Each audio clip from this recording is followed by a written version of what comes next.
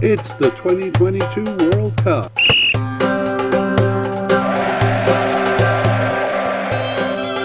It's Costa Rica's players.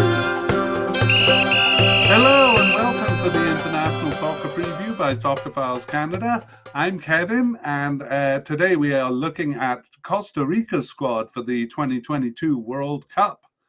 This preamble is going to be the same for every mediacast we do for players, so those familiar with it can jump ahead to around 4 minutes when we begin talking about the team.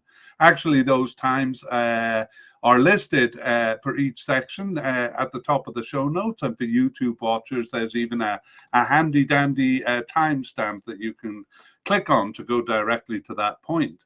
For those looking for a quick version of this podcast or this media cast, you can skip to near the end of the show here, the last 10 minutes, I'd say, where we summarize the likely starters. And just prior to that, with about 25 minutes left, we'll have some discussion on the squad. So the main issues with the squad, their club affiliations, some statistics, and an overview of the new and injured and outgoing players.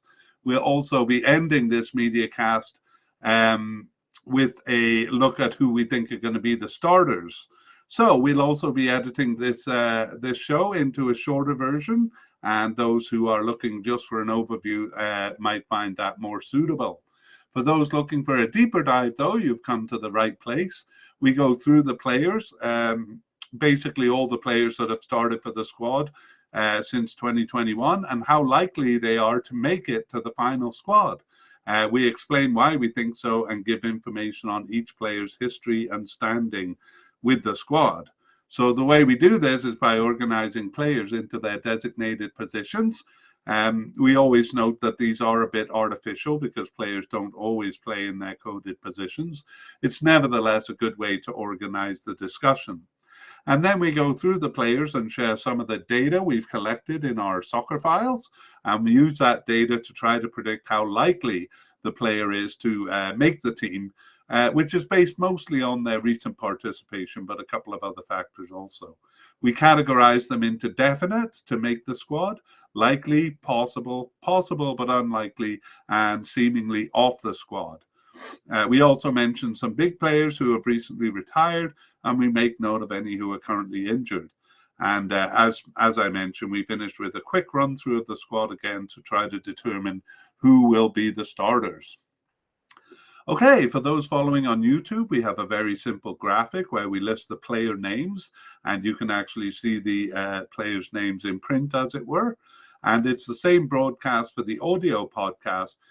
So for those people, we're going to try to repeat the names a few times to help listeners familiarize themselves so that when they step onto the field during the World Cup, you know a little bit about them. Maybe you can impress your friends by telling them some of the details that you pick up here.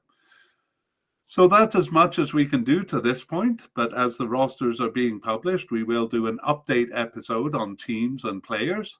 For the players, that will essentially be going over our predictions that we make here and updating them based on games played to that point, and revealing which players were actually selected. So we're going to do that after the final rosters are published, so keep your eye out for those, probably in mid-November. Okay, well, let's move on to talking about Costa Rica specifically, and we'll begin with good news. They had a tremendous end to their World Cup qualifying campaign. With a few games, I'd say with about 5 games left, it looked kind of grim for them. Panama ahead of them in the standings. They were in 5th place and, not winning enough. However, at the end of the campaign, they did really well, mostly due to their veterans, actually, who put in a really good performance. And they made it to this World Cup. Actually, they made it to a playoff against New Zealand and made it through that. Again, one of their veterans scoring the winning goal to make it to this World Cup. But beyond that, we did a couple of podcasts on Costa Rica. We did one before the Gold Cup and then one before the final round of World Cup qualifying, and even a mid-round update during qualifying. It's kind of interesting to see where the team was at that point during the update. And what I'm talking about here are kind of takeaways from those podcasts. So right from the beginning, right after probably even before the Gold Cup, we had a worryingly aging team. So they didn't seem to be bringing in a lot of youth and kind of relying on that team that did so well in the 2014 World Cup, but who are now, kind of getting old, well into their 30s. Again, we will talk about this more at the end, but keep your eye open as we go through the players here on the ages of players, and you'll probably kind of get an idea of what we're talking about, even before when we return to it after the player-by-player introductions. And as I alluded to there, pretty ineffective at bringing in youth. We noticed that at the beginning and even halfway through the campaign, they hadn't done a lot in that direction. And again, as we go through the players, kind of keep an eye out for this detail. What you'll probably find is that they did actually bring in some young players, but they didn't really last with the team that long. But we'll return to this point at the end.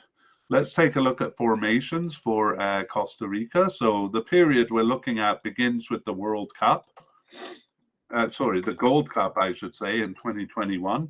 And for that tournament, they had 3 different formations over their 4 games. So it was a 4-2-3-1 in game 1, a 4-1-4-1 in game 2, and then a 4-3-3 in games 3 and 4. So what you'll notice there, and actually throughout most of what we're talking about here, is the 4-man back line, which is pretty consistent, and generally one up top, although it looks like they tried to be more attacking in games 3 and 4 here with 3 forwards.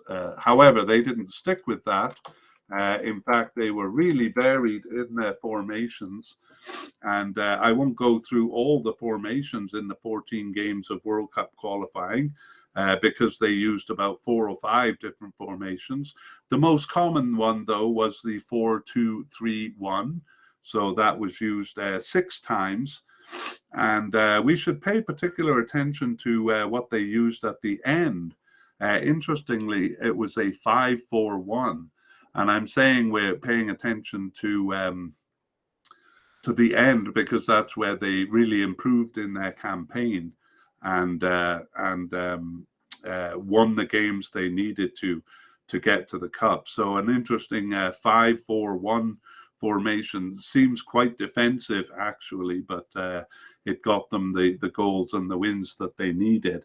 Otherwise, they had 2 times using a 4-4-2. 1 time using a 4-5-1, and that's it. There was no 4-3-3 formation in World Cup qualifying. However, they did come back to it a little bit later. A couple of Nations League games. I think they were against Panama and Martinique, a 4-4-2, and they're probably most common 4-2-3-1 there. For the World Cup playoff game, a very important game against New Zealand, that got them to the cup. It was played in Qatar, and for that they lined up as a 4-4-2. So not a formation that they commonly used, but nevertheless the one that got them that crucial win. Following that, they played a couple of friendlies in a kind of a mini tournament in South Korea. So they played South Korea and Uzbekistan, and it was a 4-4-2 for the first game there against South Korea, and a 4-3-3 where they experimented with some new players against Uzbekistan. So hard to find a pattern in that. It looks like the 4-2-3-1 and the 4-4-2 are their favored formations, but interestingly, it's the 5-4-1 that yielded them the best results at the end of qualifying. A formation that they had only used once before in game 4 of the qualifying, which was against Canada, actually. Okay, that's their formations then. So perhaps it'll be good to keep in mind generally four players at the back. And I think of them as four players in the midfield. That's the most common, or else two defensive midfielders and three attacking midfielders. But as we saw, they use a lot of different formations, and we'll consider at the end after the player-by-player whether they are perhaps using too much variety of formations. Anyway, let's move on with the next section, which is the player-by-player. And we begin with the manager. The manager is Luis Fernando Suarez. So he came in shortly before the Gold Cup in 2021. We thought there might have been some problem there that he was replaced so shortly before the Cup. And we really thought he'll have to do a job to qualify them for the Cup. And we also thought that part of his job would be kind of rejuvenating the team as they go through the Cup. So it looked bad for him, actually, as the Cup went on, or as the qualification went on. It looked like they wouldn't make it, but they did with a tremendous finish there, which probably kept him his job. And we'll talk a bit about more at the end, whether he was successful in rejuvenating the squad. The short answer is no, not really. And as we go through the players, keep an eye out for that. And we'll talk about it in the notes after the player-by-player section. So Luis Fernandez Suarez, as we said, was manager of Costa Rica from just before the 2021 Gold Cup. And he has a fairly long history. He was manager of Ecuador and Honduras, so led Ecuador through the 2006 World Cup and the 2007 Copa America, and later was manager of Honduras for the 2011 and 2013 Gold Cups, as well as the 2014 Olympics, where they didn't actually do well. They lost all four games, did Honduras, and he probably lost his job over that because he was with them from 2011 to 14. Besides that, he managed several club level teams. He's Colombian himself, so a lot of his clubs have been in Colombia, but he's also managed in Peru and Ecuador besides, so mostly in Colombia though. So that's a good overview of his history. He's been involved in a lot of the cups in the last decade, and is now going to lead Costa Rica through the 2022 World Cup. Okay, goal, unless they replace him shortly before, as they did when he was in. Okay, let's look at the goalkeeper candidates first, and then we will finish with a summary of the positions. So we have definite candidate Keylor Navas, and definite candidate Lionel Moreira, and likely candidate Aaron Cruz, and possible candidate Esteban Alvarado. And we also have a couple who seem to be off the squad now, but were in and around during this period. Kevin Briceno and Daryl Parker, very much outside candidates there. Let's begin by talking about Keylor Navas. So Keylor Navas, in terms of recent participation, started 14 of their 18 games since the 2021 Gold Cup. He was injured for one and not selected for three others.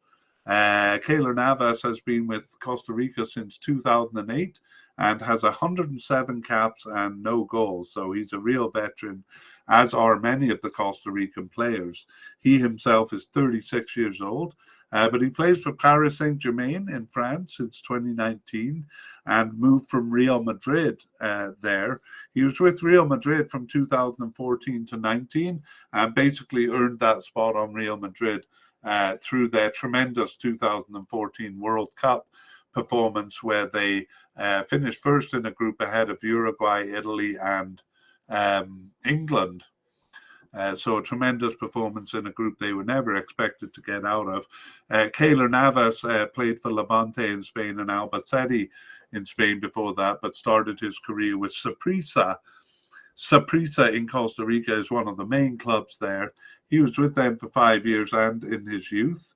And yeah, we're going to have to narrow or we're going to have to shorten some of these bios because there's a lot of veterans and there's also a lot of cups in the CONCACAF region. So maybe I'll just kind of shorten the whole thing by giving an overview of the cups that have been played in the region during Navas's and the time of the other veterans. So we have the Gold Cup every 2 years. So 2009, 11, 13, 15, 17, 19, and 21. That's a lot. Costa Rica sent a B team actually to the Gold Cup in 2013, and that was because they were also playing in the 2013 Copa America. I think it was 2011. Sorry. I honestly think they sent a B team just because there were too many tournaments.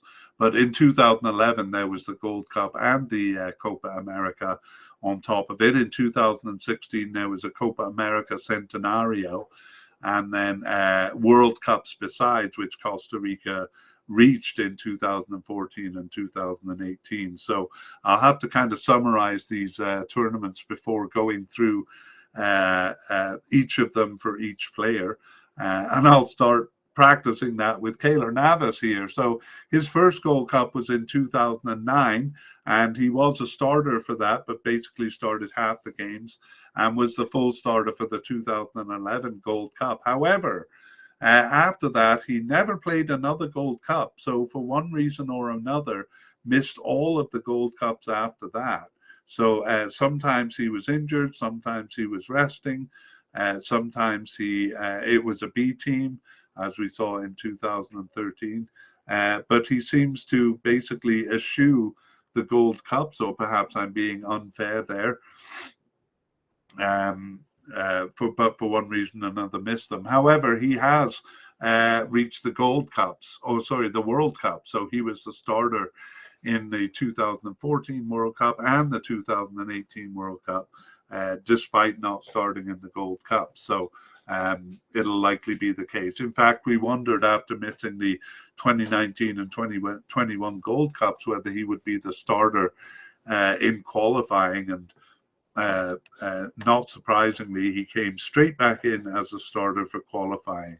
So we see him as the starter actually for this tournament too.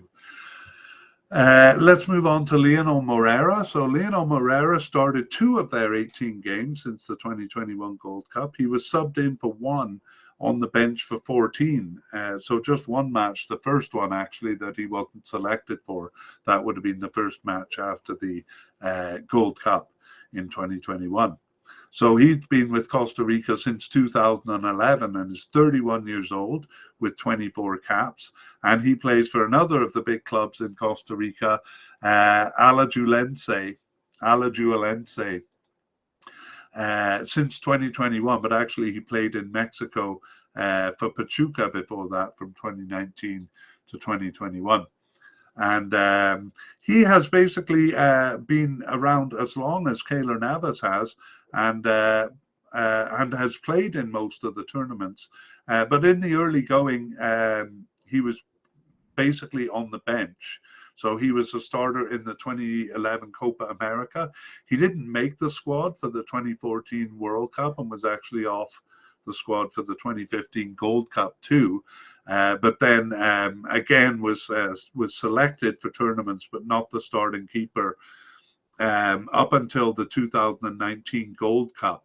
So that was really the first tournament after that Copa America in 2011 that he started. And in the 2021 Gold Cup, he was also nominally the starting keeper, but actually kind of shared the role with Alvarez, who we'll meet soon, partly because he got a red card in one of the games there, so he wasn't even eligible to play it. We consider Lionel Moreira the backup keeper, and as we saw in qualifying here, when Navas wasn't available, he stepped in. However, we do have Aaron Cruz as a likely candidate. Aaron Cruz didn't play in the Gold Cup, actually. So he returned after a 6-month absence shortly after in August 2021. And he started 2 of their remaining 18 games and was on the bench for 10 of them. So an argument for being the third string keeper. It's a bit of an argument between him and Esteban Alvarado, who will meet next. Aaron Cruz has actually not participated in any tournaments. He was on the preliminary squad as far back as the 2017 Gold Cup, but hasn't been in a tournament. And those 2 caps he received in 2021 were his first 2. He's also 30 years old, just a year younger than Morera, but also quite senior as far as soccer play goes. We also have Esteban Alvarado, and he didn't start any of their 18 games since the 2021 Gold Cup, but he was subbed in for 1 and on the bench for 5. However, he was injured for 8 games there, which may have kind of interfered with his chances. And Esteban Alvarado is also in his 30s. He's 33 years old and has been around as long as the first 2 keepers we talked about, since 2010 then, with 24 caps in that time.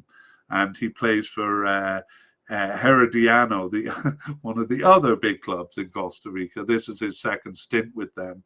And he did go abroad to play in Turkey and Netherlands from 2010 to 18, but basically has come back to play in Costa Rica. And in terms of tournaments, a bit hot and cold here. He was selected. He was on the team since 2010, but wasn't selected for a tournament until the 2015 Gold Cup. But that one he started and finished all of their games. However, he wasn't selected for another tournament until the 2021 Gold Cup, where he was the backup keeper, as we saw, but ended up starting half of the games. So at that point, it kind of looked like he would be the third string keeper. But since that point, it looks like Aaron Cruz has overtaken him. And we'll talk a bit more about that in the summary. But let's finish with these 2 players who seem to be off the squad. So Kevin Briceno didn't start any of their 18 games since the 2021 Gold Cup, but he was on the bench for 1. And he actually was selected for the 2021 Gold Cup, despite being on the team since 2018. And actually came on my radar as early as the 2015 Gold Cup. So perhaps he was on a roster of some kind for that. But anyway, he wasn't selected for any tournament until the Gold Cup here, and he didn't see any action there. So it doesn't seem kind of close to getting a bite here. He is 31 years old himself and plays for Cartagena in Costa Rica, but doesn't seem like he's a consideration now. Daryl Parker is the last candidate we'll look at. He also seems to be off the team. Didn't start any games since the Gold Cup, but was on the bench for the first one after that, but then not selected after. So he was on the preliminary squad for the 2019 Gold Cup, but he didn't make that squad nor the 2021 Gold Cup. So he's slightly younger, but still 29 years old. So all of their goalkeepers quite ages. He also plays for Cartagena in Costa Rica, just like Kevin Briceno, and also doesn't seem to be a serious candidate for making the cup. So let's summarize by, or let's finish by summarizing how the position of goalkeeper has gone. So we saw that in the Gold Cup, Leonel Morera and Esteban Alvarado shared the starts, although Morera seemed to be nominally the starting keeper there. And then we were wondering whether he would make a bid as the starting keeper in World Cup qualifying, but no dice. Keylor Navas came straight back in and played all of the World Cup games, except for one. He did not brave the Ice Teca in Edmonton, from where this podcast is coming, and couldn't handle the cold, couldn't handle the ice box that we are.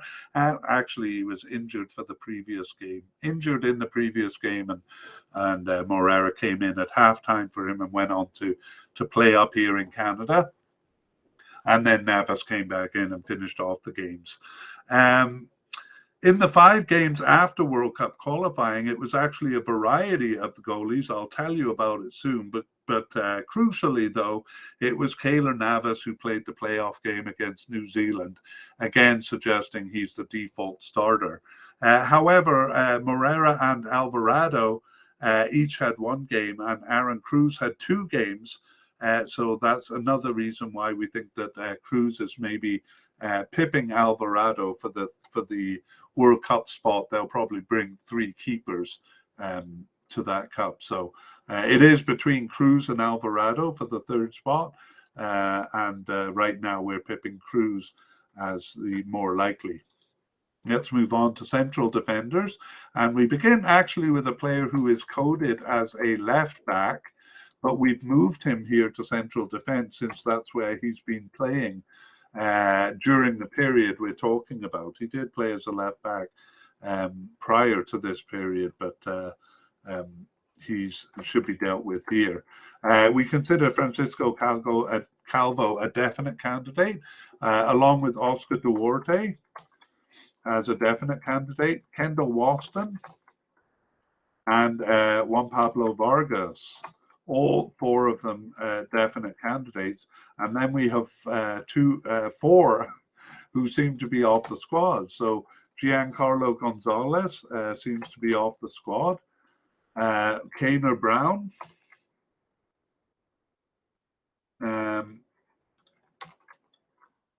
Aaron Salazar and Fernan Ferron. All of them seemingly off the squad.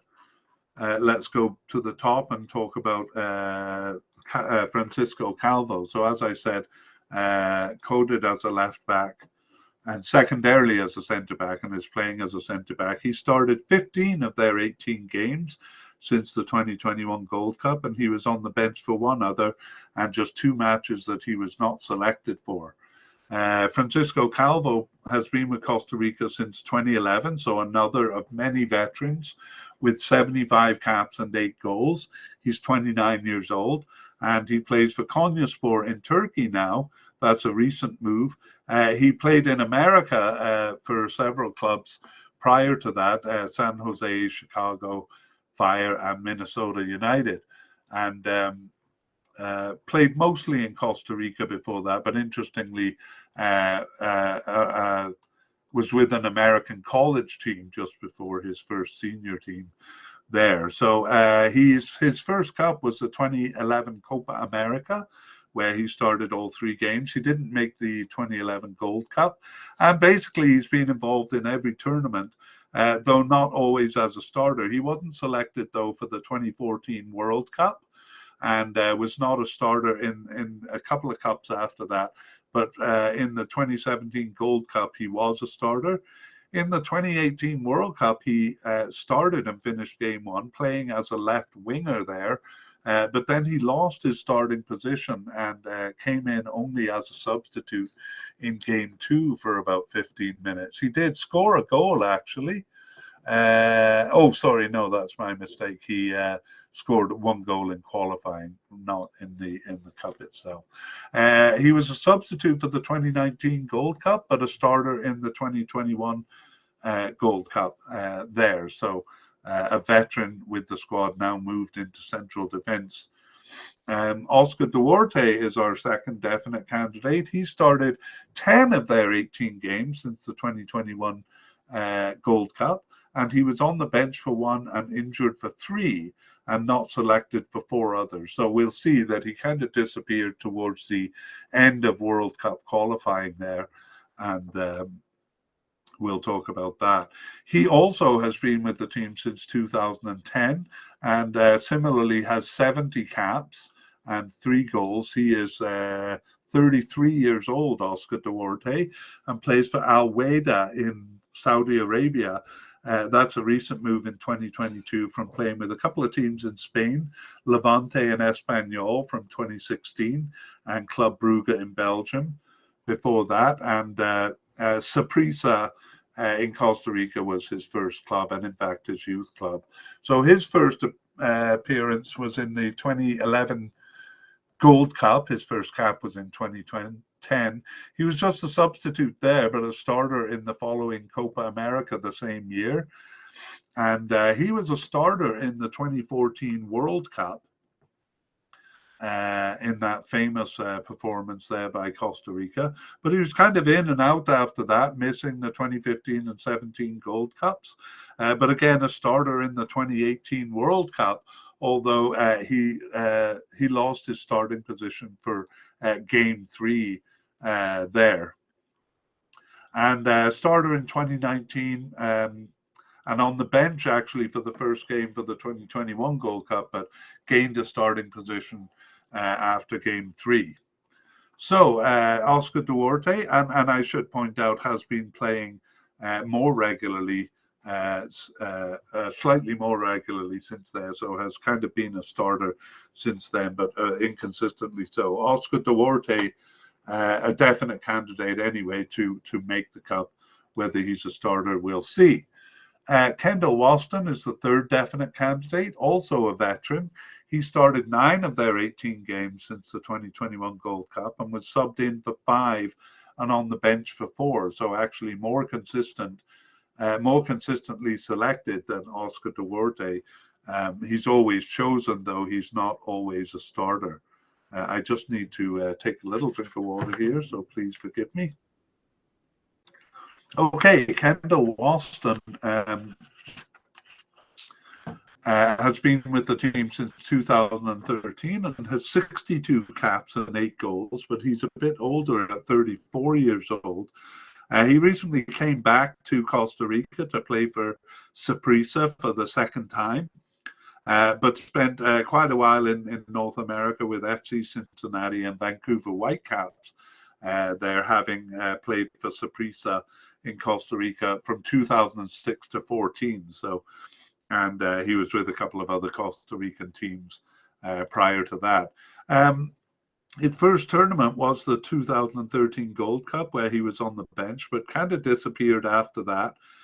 Not part of the World Cup 2014 squad, but actually called back in the 2015 Gold Cup to replace Michael Umana, or to replace a player who had been injured. Yeah, we won't dwell on him. We'll just take a look at the 2018 World Cup. He was there, but as a substitute, he appeared only in 1 game. And he was a starter in the 2019 Gold Cup and also in the 2021 Gold Cup, but lost his starting position after Game 1 there. So Kendall Waston, also a sometime starter in the period that since that Gold Cup. So a definite candidate, but not necessarily a starter. We'll talk about that when we summarize the position. Juan Pablo Vargas, at 28 years old, is the youngster among these players that we've talked about. And he missed the Gold Cup in 2021, but returned after a 6-month absence in September, so shortly after the Cup, to start 4 of their remaining 17 games. And he was subbed in for 3 and on the bench for 10. So like Kendall Waston, kind of consistently called up, but not necessarily seeing action. So Juan Pablo Vargas has been with Costa Rica since 2017, only has 12 caps and 1 goal in that time, and is currently playing for Millonarios in Colombia. He's mostly been in Costa Rica, but was loaned out to a couple of Colombian teams from 2018 to 20, otherwise in Costa Rica. The Gold Cup in 2017 was his first tournament, and he too was called, didn't make the final cut, but then he was recalled to replace an injured player. So he didn't see any action there and wasn't part of the World Cup team in 2018 or the 2019 Gold Cup. And for the 2021 Gold Cup, he was selected for the preliminary squad, but didn't make the final squad. So 2017 Gold Cup, his only tournament, but he seems to have been making inroads since and looks a definite candidate for this, which would be his second tournament. Let's take a look at Giancarlo Gonzalez, another veteran. He is 34 years old, and just give me a moment here. Actually played in the Gold Cup. So one of the players who was kind of a rotating starter in the 2021 Gold Cup. And then he was on the bench, or he started the first of their 18 games, World Cup qualifiers after the Gold Cup. And he was on the bench for the second, and then he disappeared completely. So I don't know whether he retired or fell out of favor or was just aging out, whatever it is. So involved in the Gold Cup, but not after. And he is still with LA Galaxy in the United States. And he played for Bologna and Palermo in Italy during his career. Yeah, I could go through all of his many tournaments, but I'll maybe just keep it to the World Cups. He was a starter in that 2014 World Cup and also in the 2018 World Cup also. I'm basically a starter in most of the tournaments around that time, but by the 2019 Gold Cup, he was more of a substitute. And in the 2021 Gold Cup, he started as a substitute, but actually gained a starting position for a couple of games there. So Giancarlo Gonzalez, again, after the Gold Cup, looked like a strong candidate, now seems to be off the squad.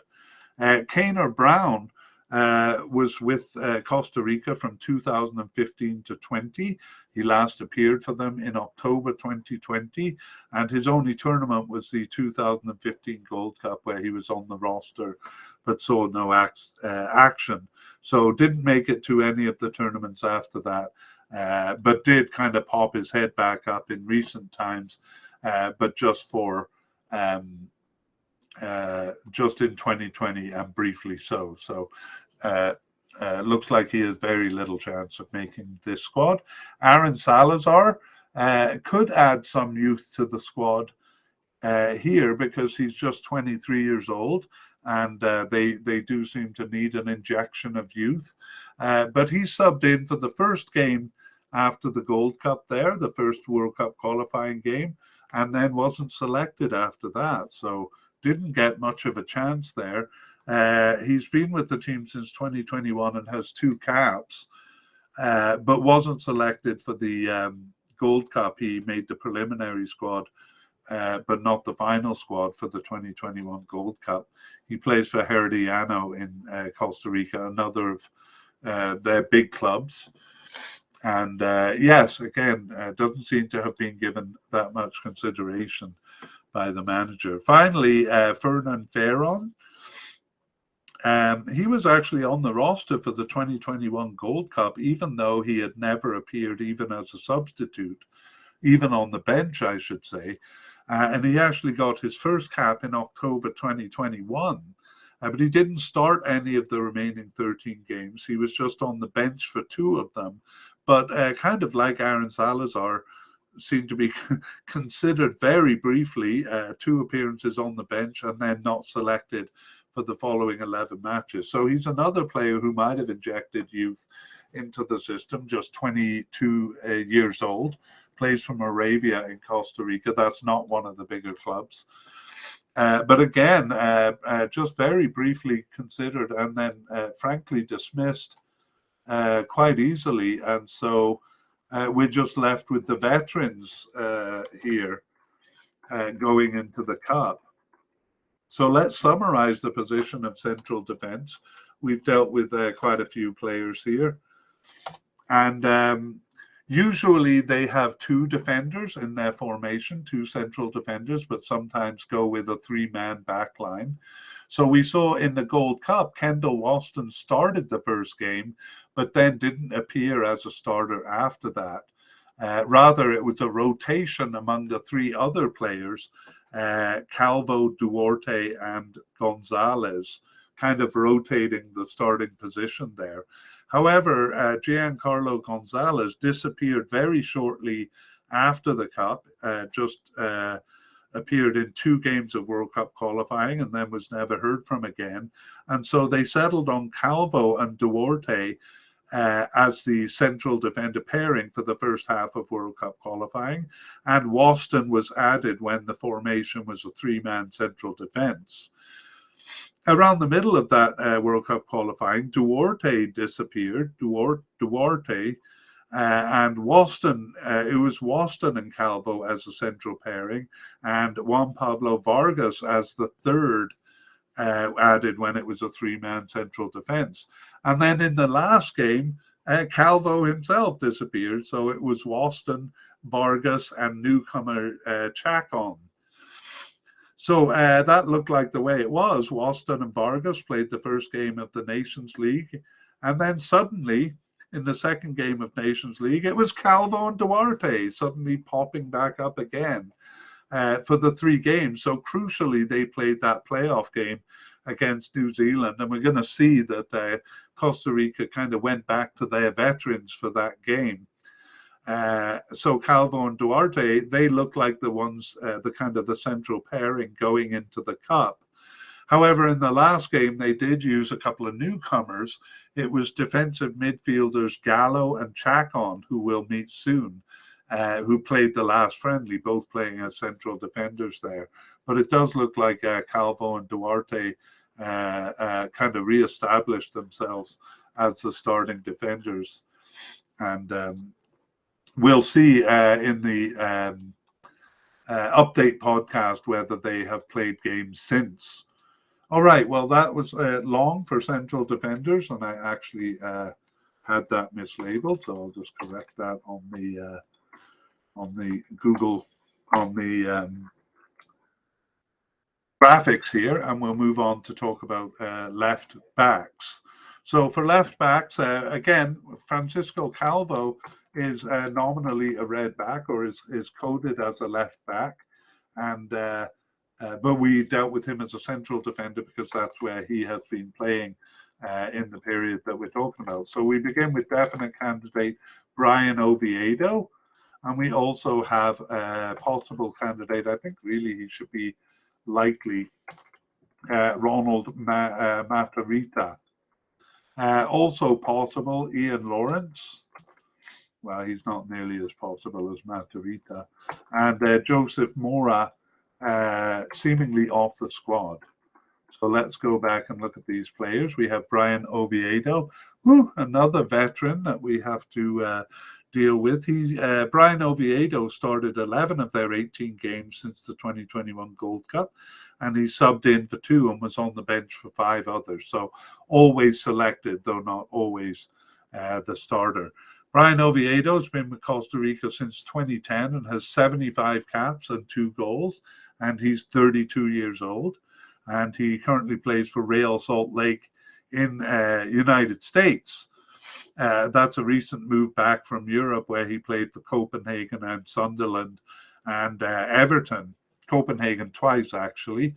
And he started with Saprissa, the club that you're going to hear time and time again. He played with their youth club too. So again, we'll kind of focus on the World Cup qualification, or the World Cup tournaments here, because there's too many smaller tournaments to deal with. But I will say that the 2011 Gold Cup was his starting tournament, and then he was injured. Actually, seemed like a likely selection for the 2014 World Cup, but an injury prevented him. He suffered a double broken leg in an FA Cup match for Everton in January of 2014. And actually, his recovery was happening quickly, but certainly not in time enough for the Cup.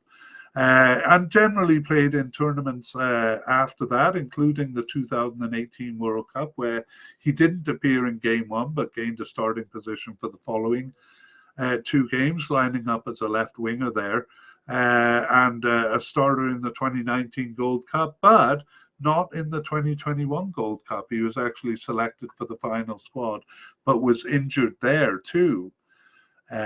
So he was kind of out for the first part of World Cup qualifying, I think. Anyway, came back and basically has reasserted his position, as we'll soon see.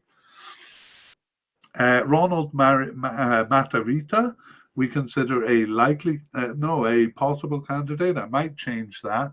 He started 7 of their 18 games since the 2021 Gold Cup, subbed in for 3 and was on the bench for 1, and was injured for the last 5. So we'll take a look at that injury at the end of the towards the end of the podcast there. Ronald Marietta, I think I'm going to move him up to possible right here, right now. I'm doing it right in front of you because, again, 7 of their matches is pretty good. But again, affecting this maybe his injury, we'll see. Ronald Matarrita has been with Costa Rica since 2015 and has 52 caps and 3 goals. So something of a veteran, but not as much as most of the squad. He's 28 years old, making him a veritable youngster on the squad. He's been with FC Cincinnati in the USA and New York City in the USA for since 2016, and was with Alajuelense in Costa Rica prior to that. In terms of tournaments, the World Cup in 2014 was before his time, and he didn't make the final cut for the 2015 Gold Cup. So the 2016 Copa America, the Centenario edition, was his first tournament, and he started all games in that. However, didn't make it to the 2017 Gold Cup or the 2018 World Cup because of injuries. Unfortunately, and he was just a sub in the 2019 Gold Cup, and in the 2021 Gold Cup was a starter, possibly because Oviedo was injured there, kind of opened the door for him. So maybe that's why I had him as a possible candidate, because Oviedo being back at least affects his status as a starter, but really it shouldn't affect his status as a candidate for the squad. Anyway, Ian Lawrence is a possible candidate, and he got his first cap in March 2022 and started 1 of their remaining 5 games, subbed in for 2 and on the bench for 1, and the only match he missed was because of coronavirus. So kind of joined late, but is being selected, and is some blessed youth for the squad. He's just 20 years old, which is what they really need to start rebuilding, and plays for Alajuelense in Costa Rica. So Ian Lawrence, but probably not really a consideration as a starter. Joseph Mora seems to be off the squad. He last appeared for the team in June 2021, so just before the Gold Cup there. And he's been on the squad since 2018, actually. And he has just 6 caps, though, and is 28 years old. 29 years old.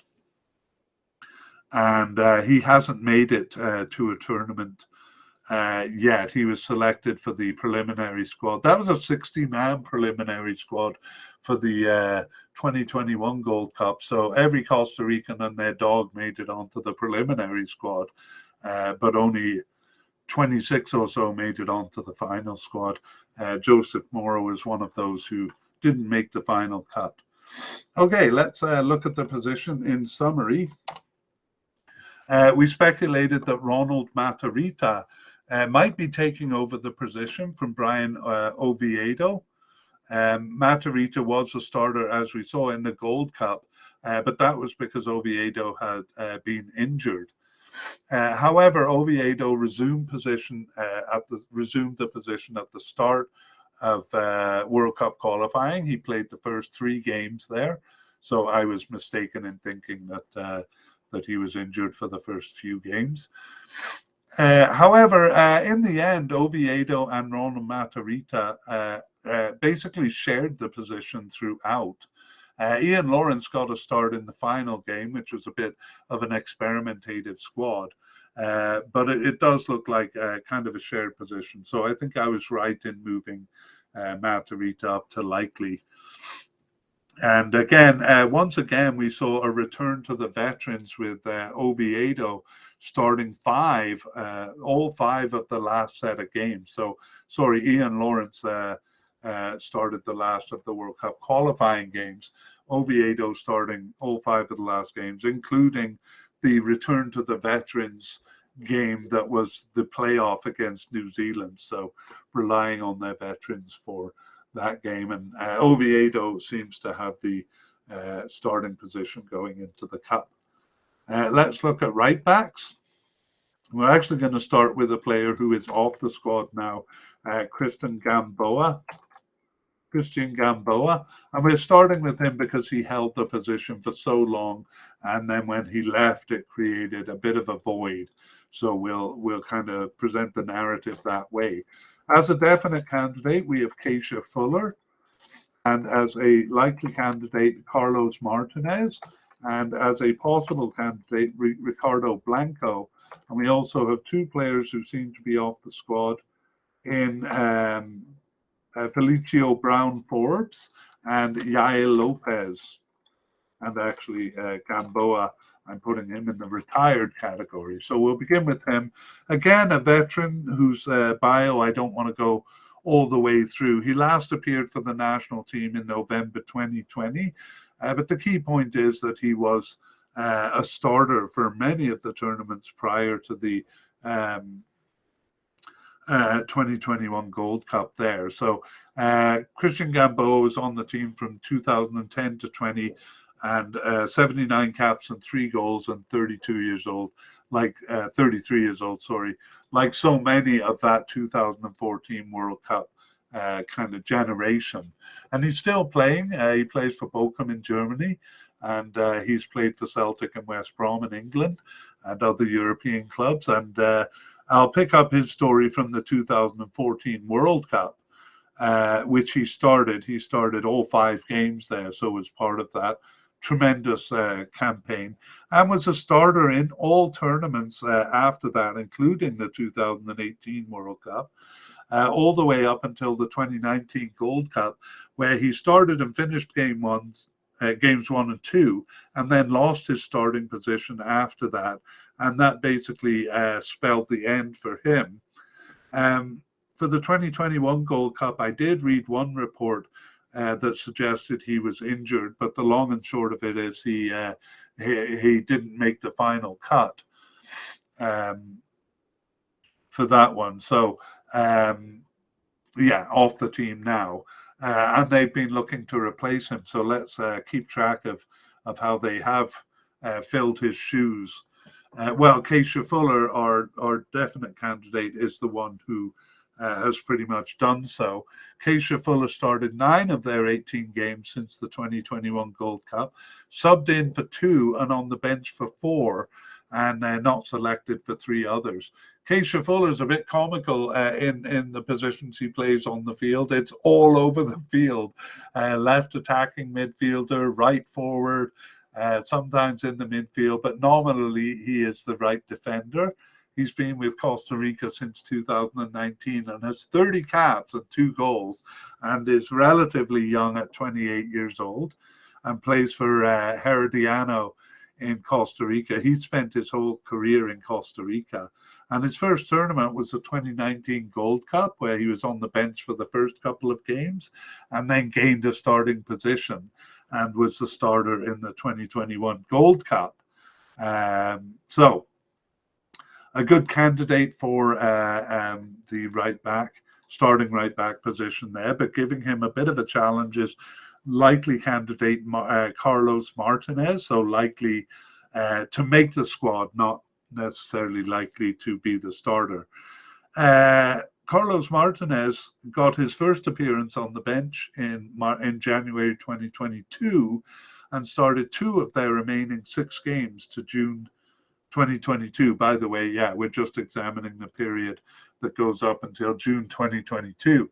And he was subbed in for two and on the bench for two others. So after joining the team in January, has consistently been called up and has 4 caps in that time, and is 23 years old. So representing a bit of the youth that they need. He plays for San Carlos in Costa Rica, and his career has mostly been in Costa Rica, except interestingly, he was with the famous Aspire Academy in Qatar, the academy that's responsible for developing Qatar's team, amongst other things, for this World Cup. He was with them in 2015 to 17 and played for Eupen in Belgium, which seems to be a team that's associated with the Aspire Academy. So kind of an interesting start to his career there, and a likely candidate here. Ricardo Blanco returned after a 10-month absence in August 2021, so just after the Gold Cup, and started 8 of their remaining 18 games. And he was on the bench for 2 and injured for 6. So actually just 2 games he wasn't called up for, but perhaps injury getting in the way for Ricardo Blanco. He's been with Costa Rica since 2010, but unlike other veterans who started in that year, he has 15 caps and is 33 years old. So he's been in Costa Rica his whole career, currently with Saprissa. And that was actually his first club, so it's his second spell with Saprissa. And he's never made a tournament. In fact, kind of interestingly, he resumed play for the team in 2019 after a 9-year absence. So kind of got a look in 2010 and then not looked at again until 2019. So he's never been part of a tournament. Felicio Brown Forbes last appeared for the national team in March 2021, so shortly before the Gold Cup. He was actually born in Germany, and he also suffered a long absence from the national team, so got his first cap in 2014 and then disappeared for 7 years before popping up again in 2021. So he has just 4 caps for the national team. He's 30 years old and is currently playing in China, has kind of been all over the place, but we won't go into too much detail because he seems like a very outside chance of making the squad, as is Yael Lopez. Yael Lopez didn't start any of their 18 games since the Gold Cup and was just on the bench for the first one and not selected after that. So again, one of many players who just got a very brief look at by the coach, one of many young players, I should say. He's 24 years old. And but just 1 cap in 2021, and that cap was in the Gold Cup. So he was selected for the Gold Cup, and he appeared in Game 3, which was a B team game. But that's about it. He hadn't appeared. Actually, he had never appeared even on the bench for Costa Rica before being named to the squad. Yael Lopez, but apparently didn't make a good impression because has not played for the team since the Gold Cup. Okay, so that is it. Let's go back and look at the positions. So again, we started the narrative with Christian Gamboa, who held the position for a long time, but who last played in November of 2020. The position seemed to be firmly in Keisha Fuller's hand in the Gold Cup, but in World Cup qualifying, Ricardo Blanco looked like he was taking over the position. He started 6 of the first 8 games in World Cup qualifying. However, but after that, Fuller got it back and played most of the remaining games, and Carlos Martinez played the last game of World Cup qualifying. Again, in the 5 games after World Cup qualifying, it was pretty mixed, but we keep a close eye on who played the game against New Zealand because that was very important, and no surprise, it was Keisha Fuller. However, Blanco did play one game and Carlos Martinez 2 games. So it seems like Fuller has a position and Martinez is providing something of a challenge. And there's an interesting detail here. Once again, we saw that the New Zealand game saw Costa Rica going back to their trusted veterans.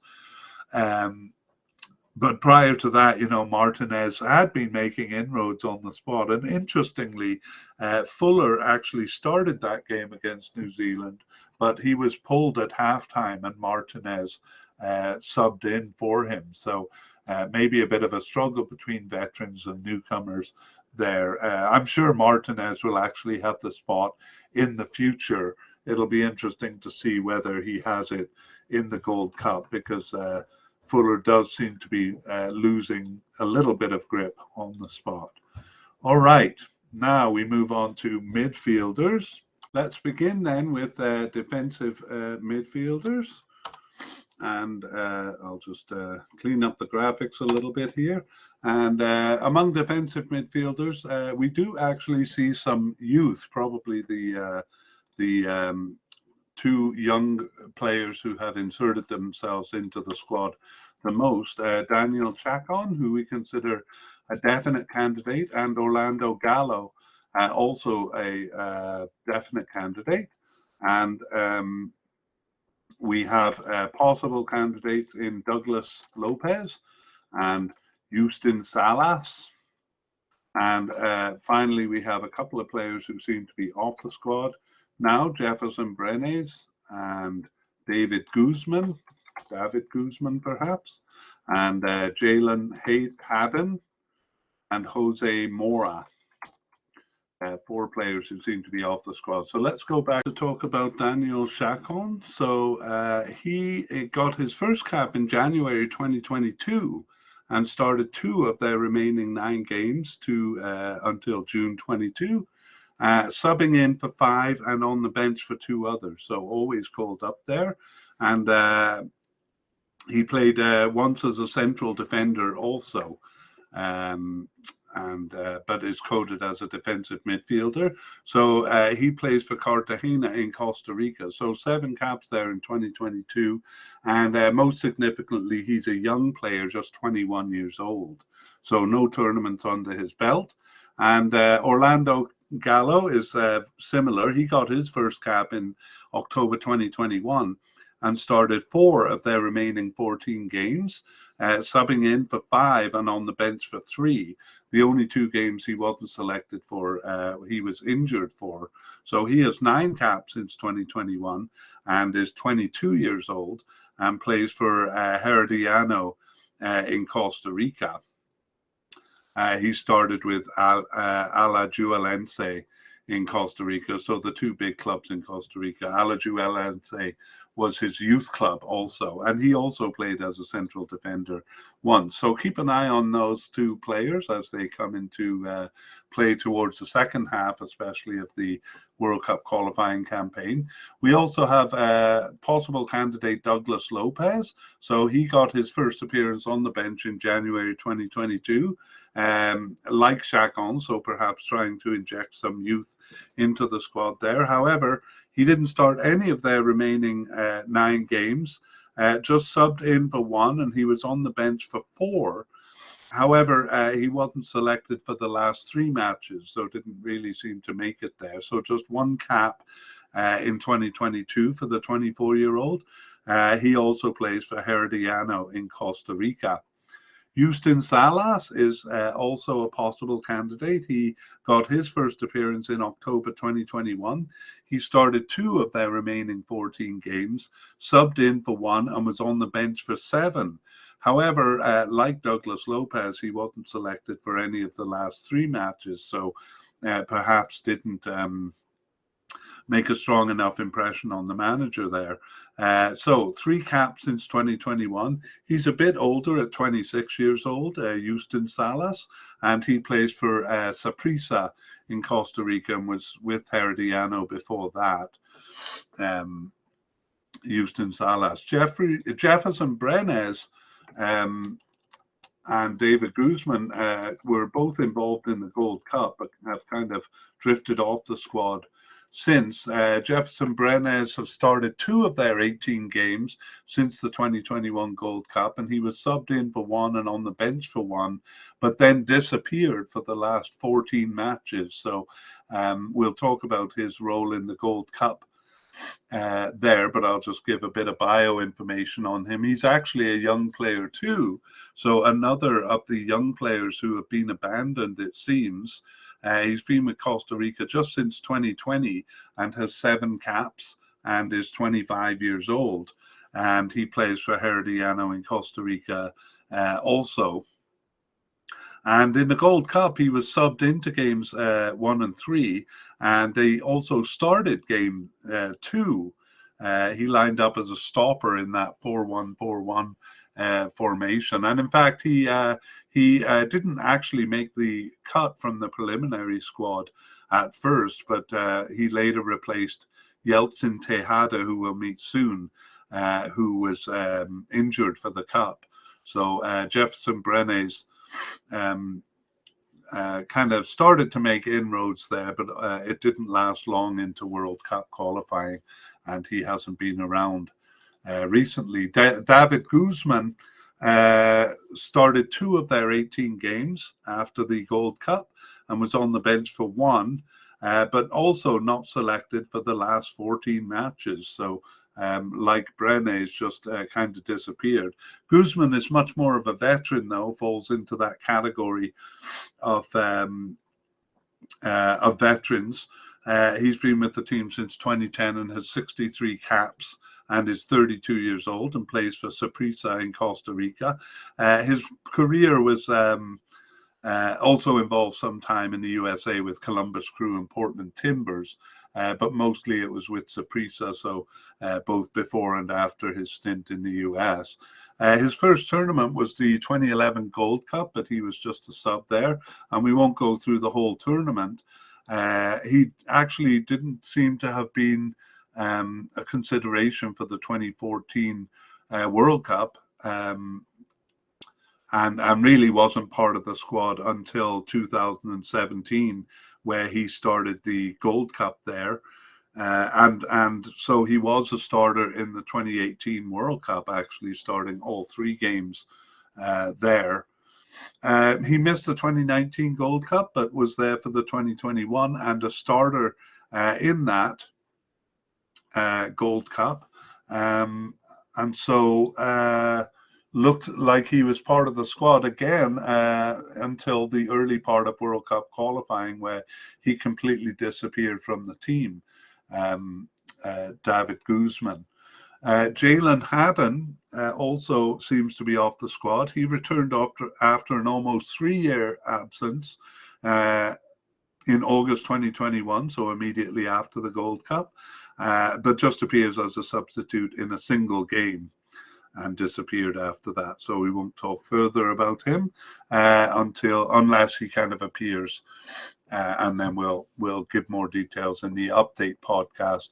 Jose Mora returned after a 2.5-year absence in September 2021, but like some of the players before, kind of made a brief appearance, subbed in for 1 game and on the bench for 2, and then not selected for the last 14 games. So a lot of players there kind of we say kind of dismissed after a couple of games of World Cup qualifying, and then a couple of players who seem to have made inroads into the squad. So we'll summarize this position by saying, kind of strictly speaking, the defensive midfielder is only used in the 4-1-4-1 formation, but in reality, they'll often play as central midfielders. So Guzman was the most central of the central midfielders and defensive midfielders in the Cup. But central midfielder Borges and left midfielder Venegas were there when it was a 2 or 3-man central midfield. And Brenes was actually a player that we initially highlighted as perhaps being able to bring some youth into the midfield. However, as we saw, he was shortly off the squad into the World Cup qualifying, as was Guzman. So keep Chacon and Gallo in mind as they come into play more, as I said, in the second half of the period.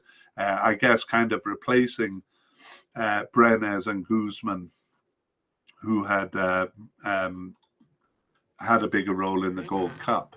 Okay, now we move on to players actually coded as central midfielders rather than defensive midfielders, even though it is pretty much a defensive role. And we have Celso Borges as a definite candidate, the veteran, and Yeltsin Tejada, who we saw was injured for the Gold Cup but returned. Rowan Wilson as a possible candidate, and Alan Cruz as seemingly off the squad. So Celso Borges, even more veteran than some of the veterans, and captain of the squad now. He's been with Costa. Oh no, I should give his recent participation. Still very active with the squad. Started 13 of their 18 games since the 2021 Gold Cup, as well as subbing in for 2 games. So just 3 games that he wasn't selected for.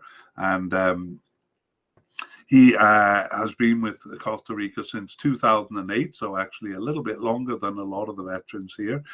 An amazing 154 caps and 27 goals, so fairly regular scorer for a more defensive-minded player, but we'll see he does play kind of almost like an attacking midfielder in some cases.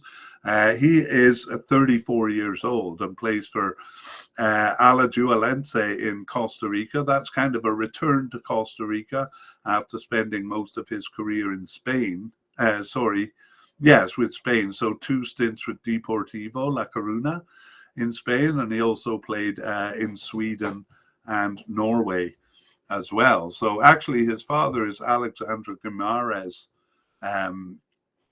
He's a Brazilian-born Costa Rican player, very much loved in his time, and also managed Costa Rica in the 2002 and 2006 World Cup. So comes from good stock, as it were.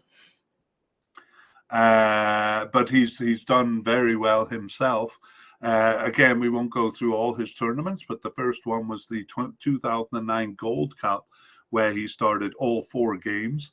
And I believe he was captain of Costa Rica, just 23 years old. I don't know if he was captain all the way till now, but I'd have to look into that. But a very respected player. He was the captain in the 2011 Gold Cup, which was his second tournament.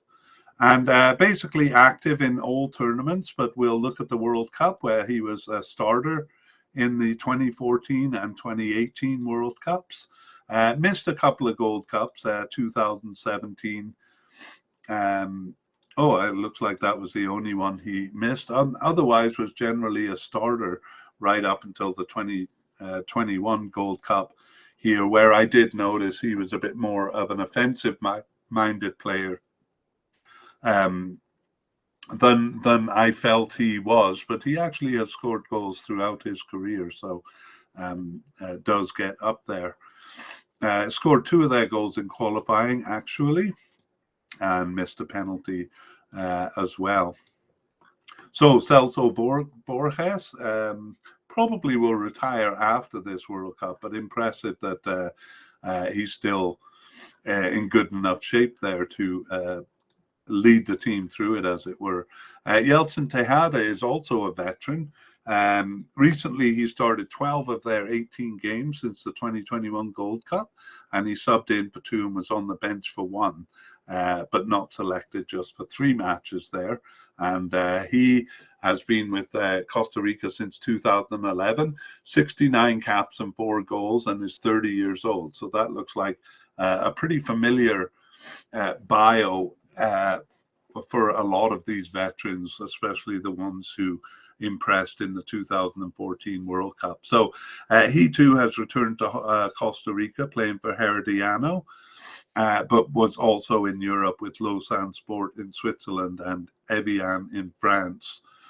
He got his start with Saprissa, as so many of them did. 2013 Gold Cup was his first tournament, and he was part of that 2014 World Cup squad. I think he played quite well there because that's when he really caught my attention. And was a part of every cup except the 2015 Gold Cup, which he was not involved with. But for the 2018 World Cup, he was only a substitute, just appeared as a substitute for a few minutes in game 2 there. And for the 2019 Gold Cup, he was on the roster but didn't see any action. And the 2021, as we saw, he was selected for the final squad but was injured and replaced by Jefferson Brenes. So hasn't been that active recently. However, during the period we're talking about, he really kind of came into the squad. So I think in our previous podcast, we had kind of thought he was, kind of drifting off the squad there, but has come thundering back in and is a definite candidate for this cup. Rowan Wilson is a possible candidate. He got his first cap in June 2022, so just recently, and didn't start either of the remaining 2 games there, the friendlies in Korea, but he was subbed in for one and on the bench for the other. So just 2 caps since 2022, and he is 20 years old. So again, maybe trying to inject some youth into the team. He plays for Municipal Grecia in Costa Rica there. And finally, we have Alan Cruz, who we consider to be off the squad now.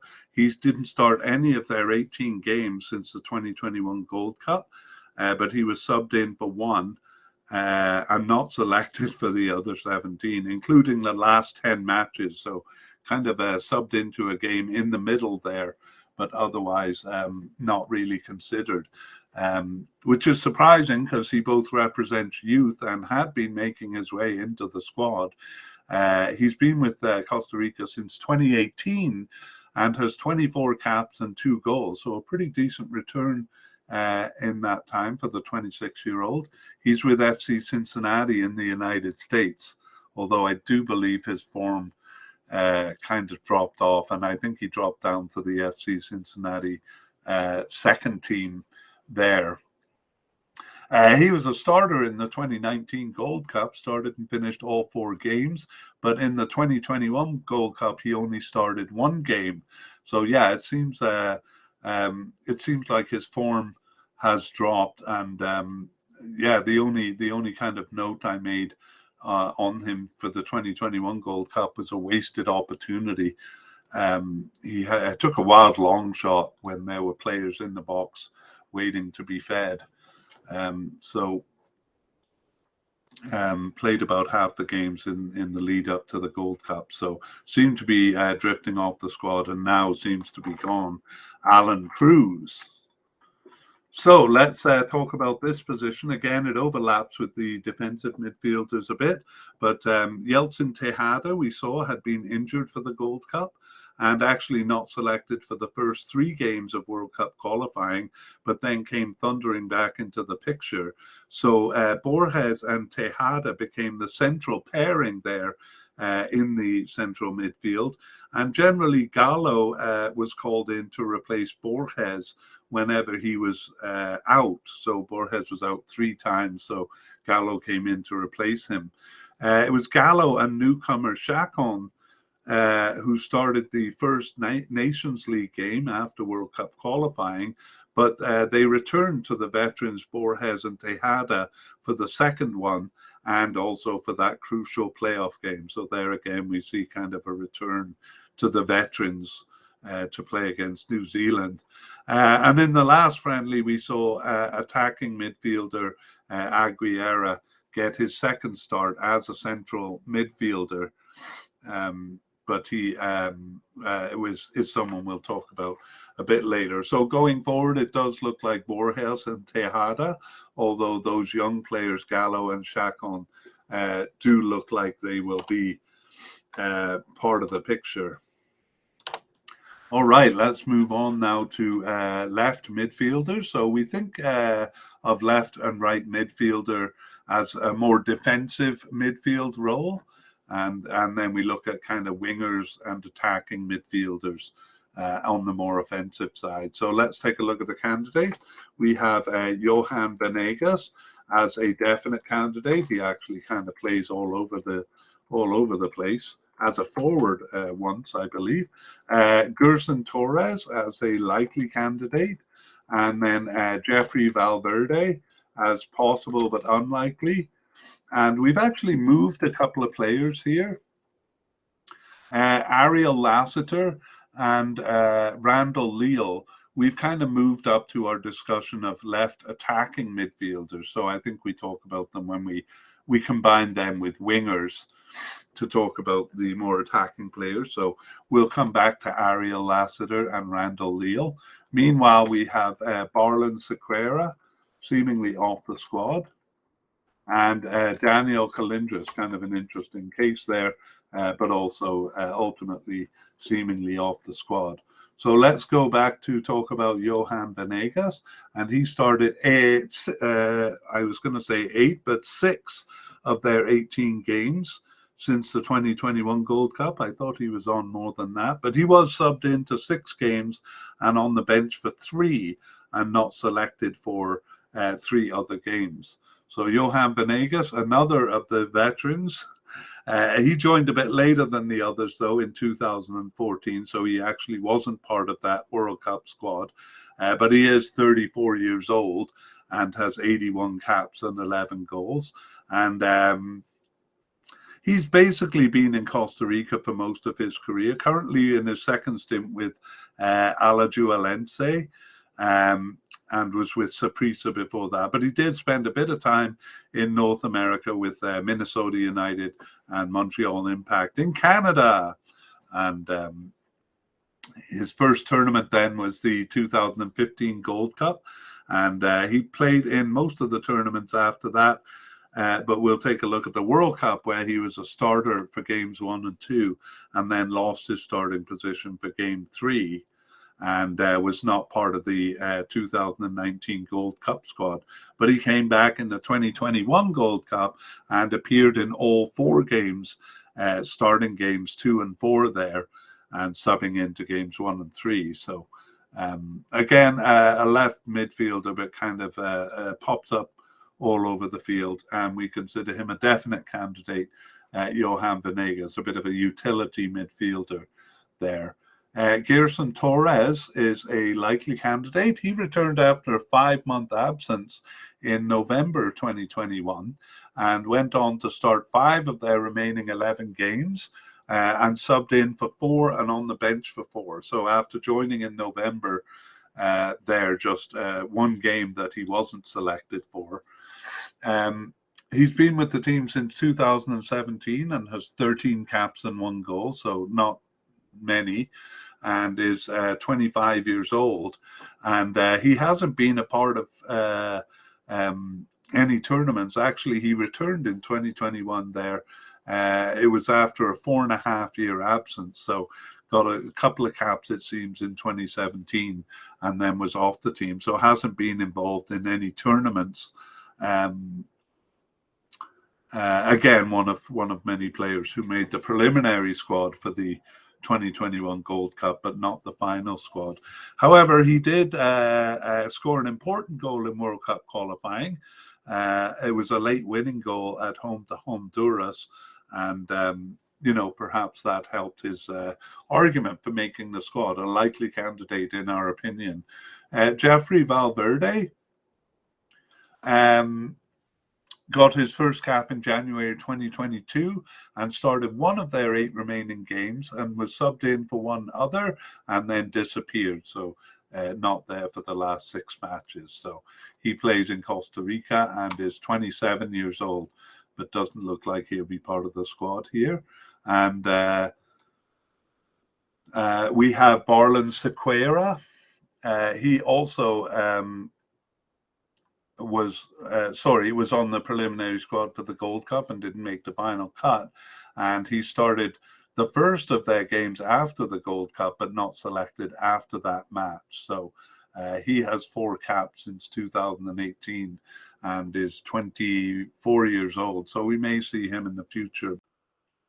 Daniel Colindres last appeared for the national team in 2018 as far as being on the field goes. But my sources disagree on his recent participation, because one of my sources has him on the bench in an October 2021 game against the USA, but another of my sources doesn't report that, so it's a little unclear. Nevertheless, he seems to be off the team and was with the team all the way from 2011 to 18, but only got 17 caps. And despite being coded as a forward, in fact, referred to as being the tricky forward by announcers in the 2018 World Cup, he doesn't have any goals in those 17 caps, so that's not great as a forward.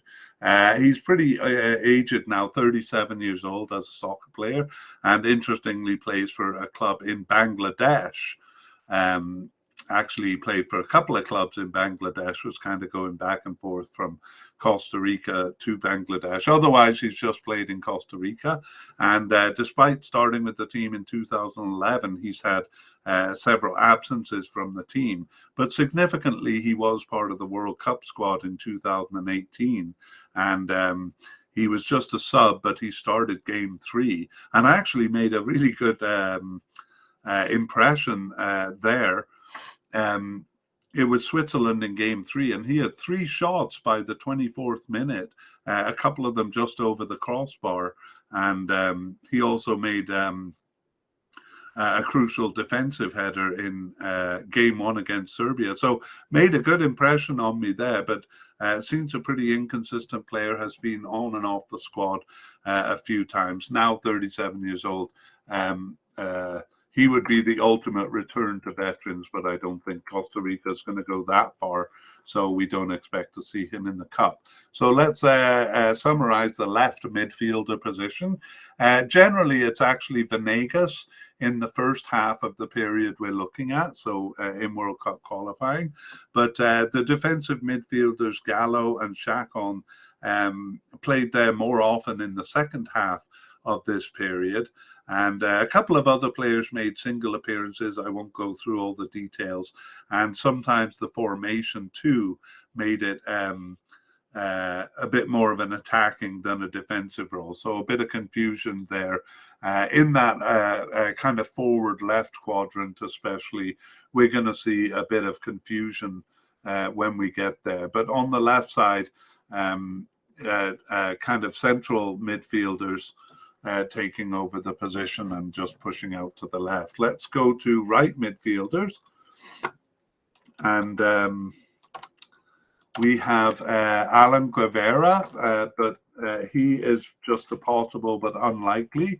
And then we're going to look at outgoing veteran Christian Bolanos, who seems to be retired. And Luis Diaz also seems to be no, Diaz is off the squad because he's not old enough to retire. Alan Guevara returned after a 9-year absence in June 2022 to appear as a substitute in one of their remaining 4 games, I guess, and was not selected for the 3 others. So he's been on the team since 2011, but only has 15 caps and is 33 years old. He just appeared actually in the 2011 Copa America and again was absent after that. So we don't expect to see him. Christian Bolanos, though, is a bigger player for the squad. And I'll just cover his recent participation before I take a look at his bio. He actually returned after a more than 2-year absence in October 2021 and didn't start any of the remaining 12 games there, but was subbed in for 1 and not selected for the other. So again, this kind of return to veterans rather than developing youth, for me, is a bit of a concern for Costa Rica. Christian Bolanos, a real veteran actually, was on the team from 2005 with 87 caps and 6 goals. And now he is 38 years old. So been on the team even longer than Celso Borges. I won't go through his club and his career. I'll just take a look at the World Cups, the first of which was in 2006. Wow, he subbed into game one in 2006. 2010, they didn't make the World Cup, but 2014, he was part of that squad that did so well, started all 5 games there. And in 2018, he was just a substitute. He had actually been racing for fitness coming into the cup because he had had an ankle fracture in March, so not really fit enough to start their games. So anyway, on the way out, Christian Balanas, he was not part of the Gold Cup 2021 squad either. He was on the preliminary squad like everyone else in Costa Rica. Luis Diaz also seemingly off the squad. He didn't start any of their 18 games since the Gold Cup, but he was subbed in for one. But then that was kind of towards the beginning, then not selected for 17 matches, including the last 13. So he was actually part of the Gold Cup squad. He actually didn't make the final cup, but then was brought back in to replace Brian Oviedo, who was injured. So Luis Diaz, since 2019, has been with Costa Rica, just 8 caps, and is 24 years old. So maybe someone we'll see in the future, because they need to rebuild after this World Cup, and currently with Columbus Crew in USA. And as I said, part of the Gold Cup squad in 2021, but that was his first tournament. Okay, so we have not many likely candidates here on the right midfield. The right role, especially on the right, the role is covered by central midfielders or even defensive midfielders.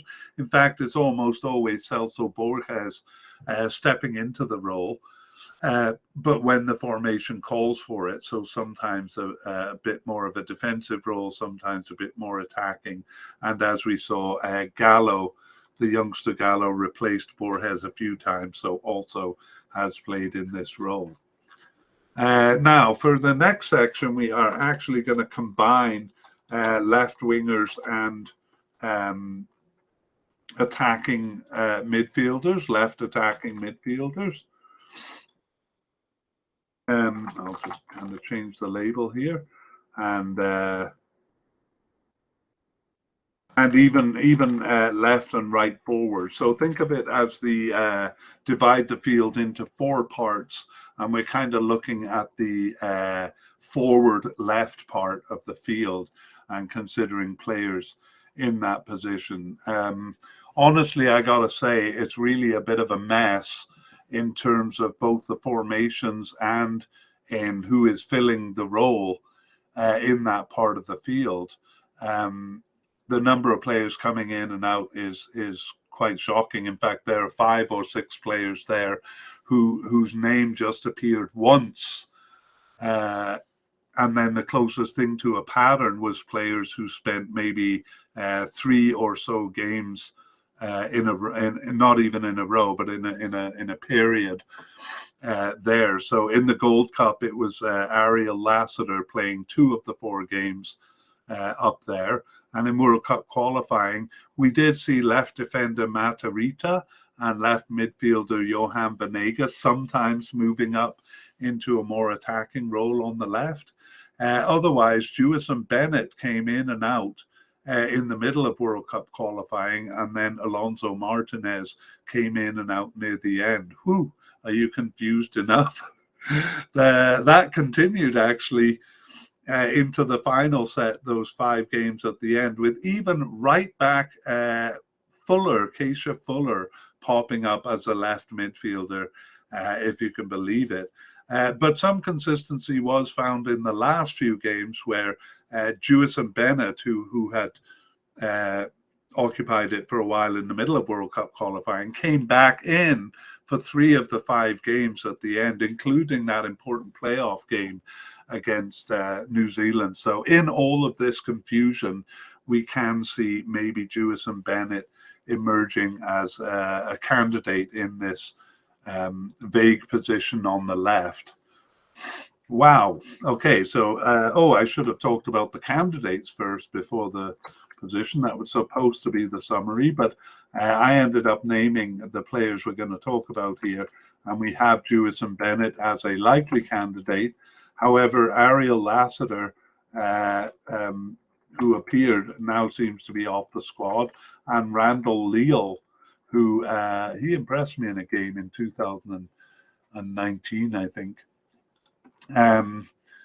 Also off the squad, Randall Leal. So we'll go back to Jewison Bennett, one of the youngest players who has made it onto the squad, just 18 years old here, and is playing for Sunderland in England. I'm all out of order here. I should be giving you his recent participation first. He got his first cap in August 2021, so just after the Gold Cup, and he started 6 of their 8 remaining games and was on the bench for 7. So not selected for 5 matches, but selected fairly regularly.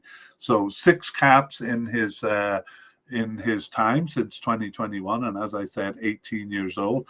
And with Sunderland in England, he moved there in 2022 from Herediano, which was also his youth club. So Jewison Bennett perhaps giving some consistency to the position. Ariel Lassiter tried and failed, basically, towards the end of World Cup qualifying. He started... no, sorry, I think I'm mixing him up with Alonso Martinez. So Ariel Lassiter started one of their 18 games since the 2021 Gold Cup, and he was on the bench for 1, but not selected for 16 matches, including the last 15. So we saw a few players kind of dropping off from the team completely a few games into World Cup qualifying, and he was one of them. Ariel Lassiter, been with Costa Rica since 2019, 17 caps and 1 goal, and 28 years old. And he's been playing in the US for several teams and was a starter in the 2021 Gold Cup, which was his first tournament. So seemed to be making good inroads there. And then shortly into World Cup qualifying was kind of abandoned, although he was another player who could have brought youth to the club or could have brought youth to the team, but was abandoned instead. The same is true of Randall Leal. He started 2 of their 18 games since the 2021 Gold Cup. He was subbed in for 4 and on the bench for 1, and then not selected for the last 9 matches. So these players being cast aside here. Randall Leal has been with the team since 2018 and has 26 caps in that time. He's 25 years old and also plays in the USA for Nashville. And he also spent a bit of time in Belgium. And his first tournament was the 2019 World Cup, Gold Cup, where he was a sub in game 1 and gained the starting position. So he too, perhaps a bit earlier than Lassiter, but seemed to be making good inroads into the squad. And as I said, I think I remember him having 1 good game there in the 2019 Gold Cup, although he did miss a shootout in the penalty against Mexico. So nevertheless, someone we might see in the future. He was not only on that big preliminary squad for the 2021 Gold Cup, but made the cut to 27 and then didn't make the final cut, which was a bit of a surprise, actually. And yeah, that's it. That's what we have for left wingers and attacking midfielder in that part of the pitch. So Jewison Bennett looking like the most likely candidate there, and we have him as likely to make the squad. Let's move on to right wingers and attacking midfielders. So I'll go through the candidates first, like I should have last time. Here we have Carlos Mora. So I think that's the 3rd Mora on the team, but he is the one who appears the most. We have him as a likely candidate, and we have Alonso Martinez, who I just talked about, actually playing on the left side of the field, a kind of a left attacking player. So let's begin with Carlos Mora. He is the likely candidate, and he got his first appearance on the bench in March 2022 and started 2 of their remaining 5 games there, and he was subbed in for 1 and on the bench for the 2 others. So he's been with Costa Rica then just since 2022 and has 3 caps and is 21 years old. So bringing the youth there. He hasn't been in any tournaments, of course, and Alajuelense is the club he plays for. Alonso Martinez, as I've said, we saw him on the left side, but he's actually coded as a right winger, and he started 4 of their 18 games since the 2021 Gold Cup, and he was subbed in for 2 and injured for 4. But then he wasn't selected for the last 3 matches. So again, a bit of a concern there. Maybe another dropping of a young player, because he is just 24 years old. He's been with the team since 2021 and has 12 caps. And he does have a tournament in 2021. He was subbed into the 2021 Gold Cup and gained a starting position for games 3 and 4.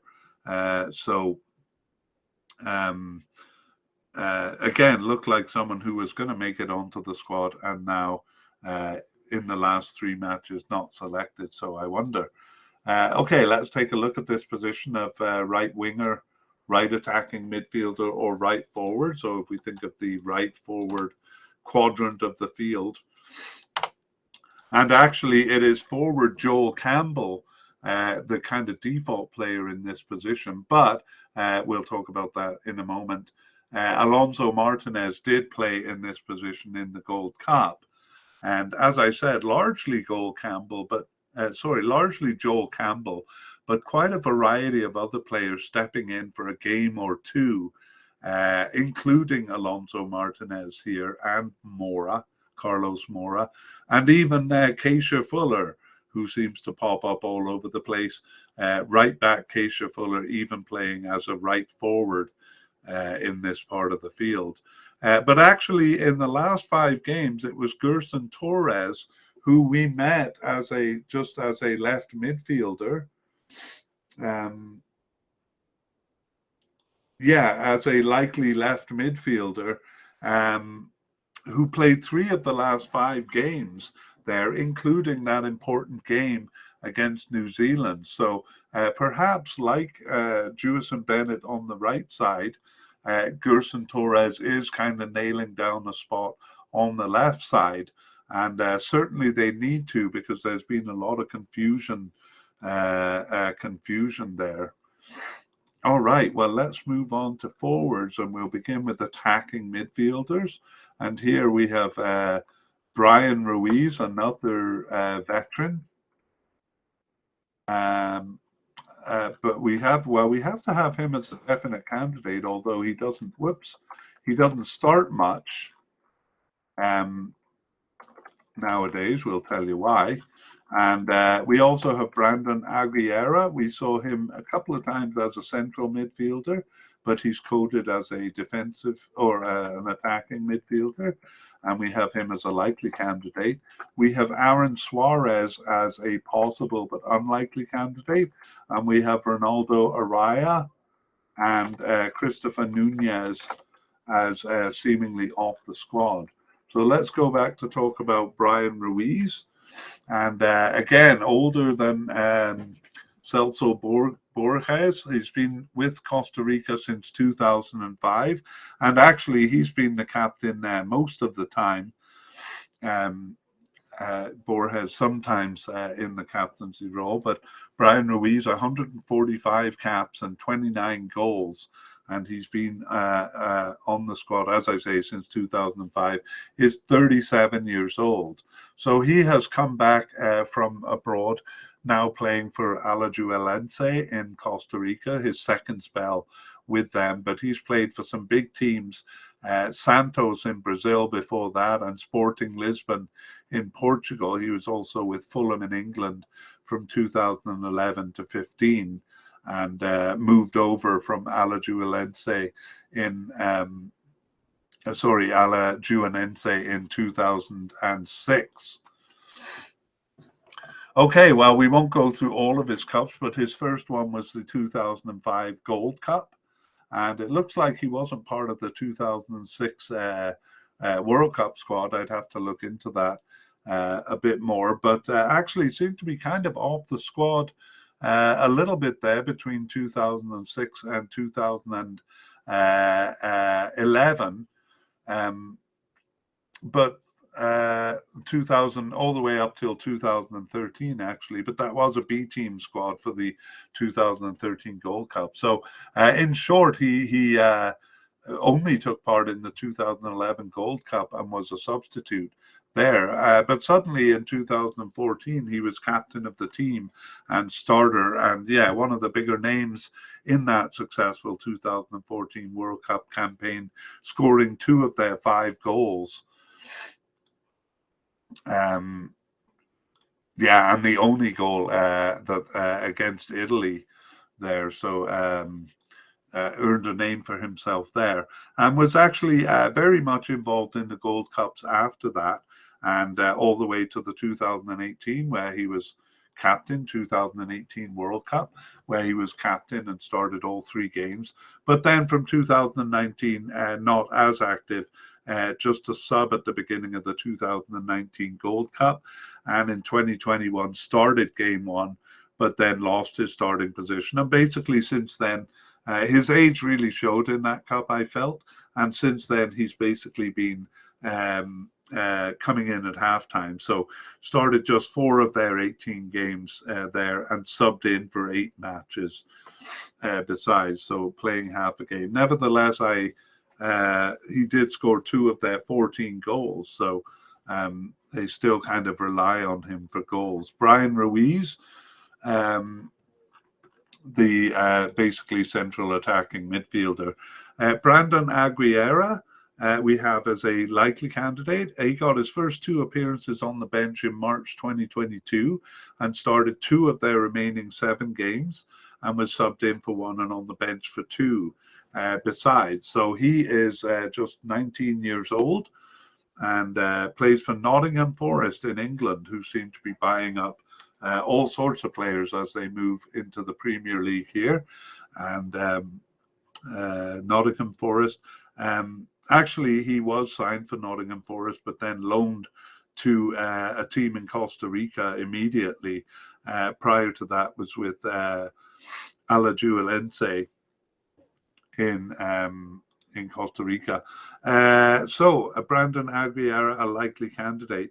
Aaron Suarez is possible but unlikely in our opinion, and he got his first cap in November 2021 and started 2 of their remaining 11 games, but then not selected for the last 6 matches. So he plays in Costa Rica and is 20 years old, so perhaps one for the future. Ronaldo Araya didn't start any of their games since the 2021 Gold Cup, but was subbed in for the first one and not selected after that. So one of many young players kind of abandoned after a brief look. So he was actually selected for the 2019 preliminary squad, not the 2021, but 2019. So he does have 4 caps since 2019, the 23-year-old, but really hasn't made it onto the team here. Ronaldo Araya playing for Cartagenas in Costa Rica. And finally, Christopher Nunes last appeared for the team in March 2021, so before the Gold Cup there. He actually made it onto the preliminary squad for the 2021 Gold Cup, but not selected. And he has been with the team since 2020 and has 3 caps and is 25 years old. So he plays for a lesser club in Greece called Lamia, but hasn't also made inroads into the squad. Again, I wonder if we'll see some of these players after the World Cup as I think they will be having a swath of the veterans retiring, so it'll open up room for these players. Meanwhile, let's summarize by talking about the attacking midfielder as a position. So the central attacking midfielder position only exists in some of the formations, some of the many formations that Costa Rica has been using. It's otherwise filled by mostly central midfielders. And part of the reason, perhaps, that Costa Rica has been a low-scoring team is that, the central midfielders are also relied on as kind of attacking midfielders. So when the central attacking midfielder is used, it's usually Brian Ruiz who starts there. And that was once in the Gold Cup and then a few times in the middle of World Cup qualifying. Though, as I said, towards the end, he usually came in as a substitute. Left midfielder Venegas, who's kind of a utility midfielder, also played there once. All right, and now we move on to our last section, which is forwards. And we begin with naming the candidate. So Joel Campbell, and I could have had him actually as a, one of those right wingers, right midfielder, right attacking midfielder position, because he plays both, and we'll talk about that. But anyway, Joel Campbell as a definite, and Anthony Contreras as a definite, and Jose Guillermo Ortiz as a likely, and Jurgens Montenegro as seemingly off the squad. The rest of them are all off the squad, and there's quite a few of them actually. Jonathan Moya looked promising for a while. Manfred Ugalde also tried out in the position, and then a couple of veterans who I'll put in the retired category, Ariel Rodriguez and Alvaro Saborio. We'll take a look at those, but probably not in detail. Let's go back to Joel Campbell, who is one of their leading players and also part of that group, 2014 World Cup veterans group. Been with the team since 2011. Oh, no, I should give his recent participation first. The reason why we consider him a definite candidate primarily is because he started 12 of their 18 games since the 2021 Gold Cup, and he was subbed in for 2 and on the bench for 1. Injured for 1 game and not selected for 2, Joel Campbell. Been with Costa Rica since 2011 and has 118 caps and 25 goals. And, actually a bit younger than the other veterans at 29 years old. He got an early start with the team and currently plays for León in Mexico since 2020, but was loaned out to Monterrey, so that's where he is. No, I think that loan spell is finished, and he's back with León. He's played all over the place with in Italy and Spain and Portugal. And the bigger clubs he's played for were Arsenal, who he was with actually from 2011 to 18, but loaned out quite a bit, including to Villarreal in Spain and Olympiacos in Greece. So he got his start with Saprissa. Actually, he was with Saprissa and Alajuelense youth clubs, both. We could go through all the cups, but he's been involved in most of the cups since his first one in 2011, the Gold Cup, where he was a sub. He also played the Copa America that same year, but most significantly was part of that 2014 World Cup squad, and he was a sole forward in those games and scored one of their goals. That was in a 3-1 comeback win over Uruguay. He scored one of the goals. So in the Gold Cup 2015 and forward, he was a starter, a sub, though, in the 2018 World Cup because he was recovering from injury there. So didn't play a big part in that cup, unfortunately for them. But was a starter in 2019 and 2021 Gold Cups. there. So again, continues to impress. Actually, he scored 2 of their 6 goals in the Gold Cup. He was great in setup play and made several assists besides his goals. And he scored 3 of their 14 goals in qualifying, just 14 goals in qualifying, by the way. But he got 3 of them and was the top scorer, including significantly the goal in the playoff game against New Zealand that got them through to this World Cup. So Joel Campbell, a very important player for the team. Although I wonder if he's supposed to be the starting forward. I'll get to that soon. Anthony Contreras, not the veteran that Joel Campbell is. He got his first cap in November 2021 and started 5 of their remaining 11 games and was subbed in for 2 and on the bench for 3. So looking like he's making good inroads here. Another young player, but he has actually survived the abandonment that some of the others underwent. So 9 caps and 2 goals since 2021, and he is 22 years old and playing in Costa Rica for Herediano there. Okay, so we also have Jose Guillermo Ortiz, and he is a likely candidate. And he started 4 of their 18 games since the 2021 Gold Cup, subbed in for 2 and on the bench for 4. So unfortunately, he was injured for the last 3 matches, which we will talk about in our roundup of injuries. Jose Guillermo Ortiz started with Costa Rica in 2017 and has 22 caps and 3 goals in that time. But he's not that young, actually. He is 30 years old, and he has returned to play for, oh no, he's been with Herediano in Costa Rica for a while. He did go abroad, though. He was on loan spells with Tolima in Colombia, and interestingly with Ho Chi Minh City in Vietnam, and also in the USA. So kind of traveling around a bit, but as a loan player. He got his first cap in 2017, as we said, but didn't make it to a tournament until 2021 Gold Cup. So he was on the preliminary roster in the 2017 and 2019 Gold Cups, but didn't make the cut either time.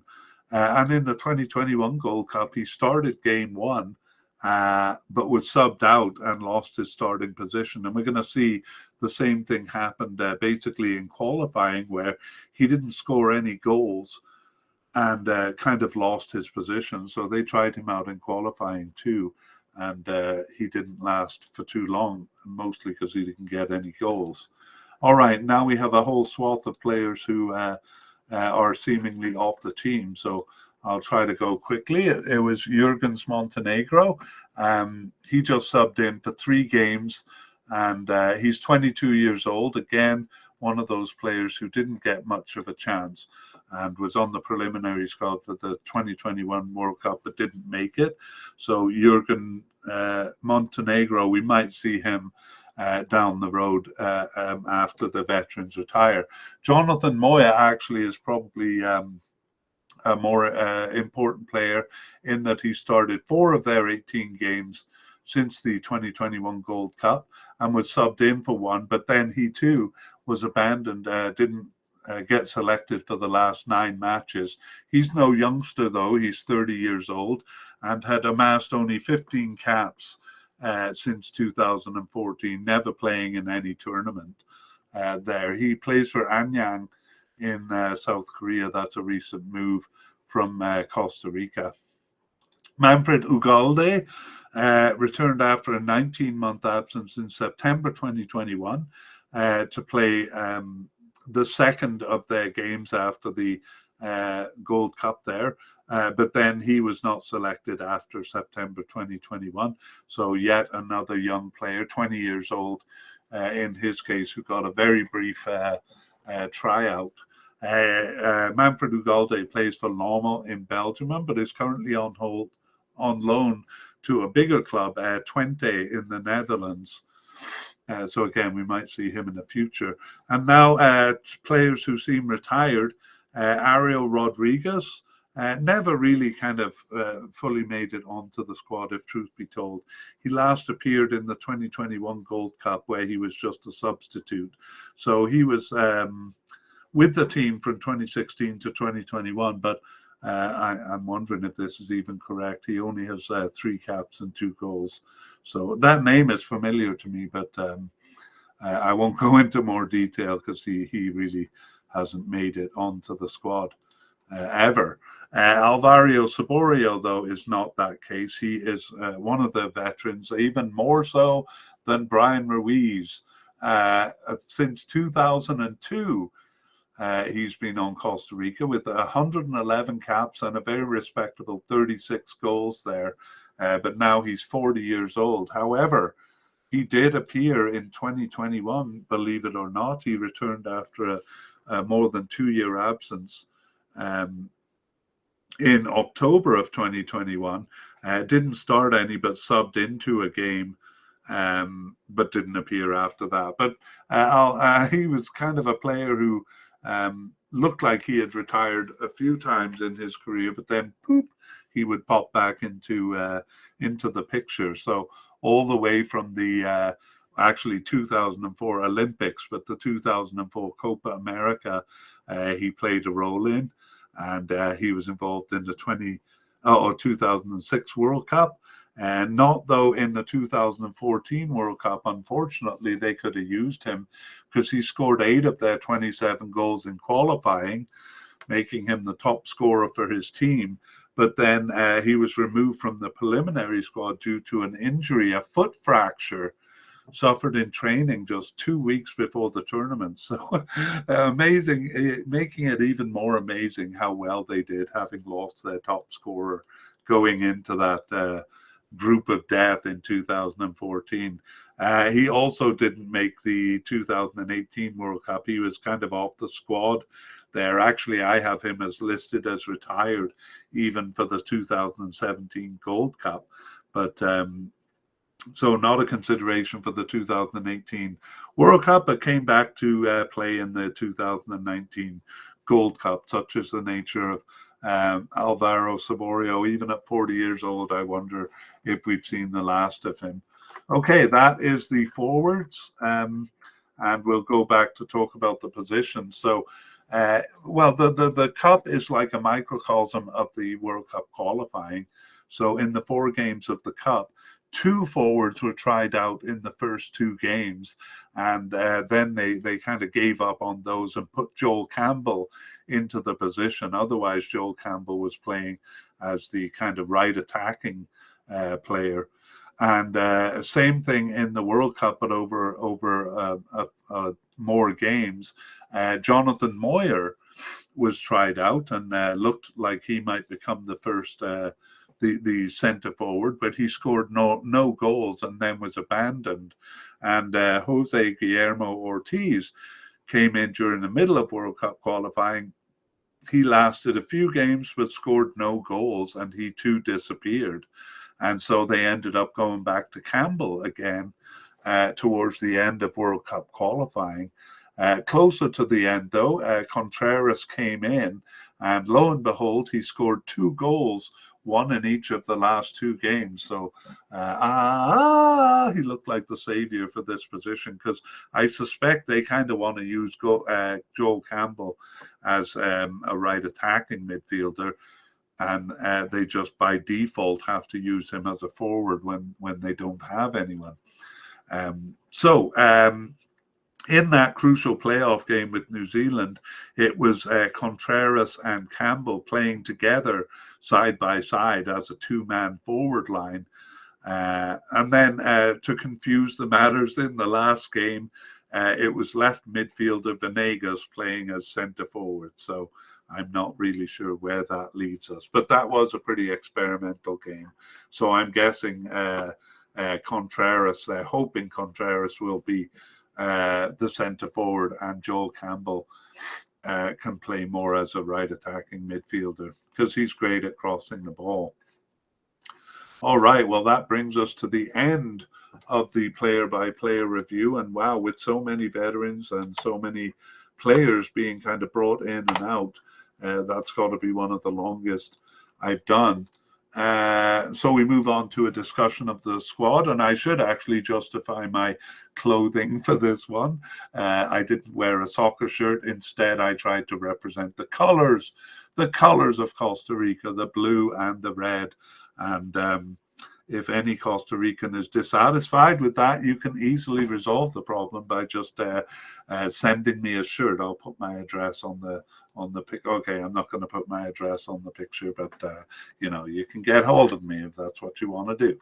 Okay, let's look at some of the notes, and some of these emerge out of the podcast we did before, and the first part of the podcast where we had notes that emerged from the podcast. So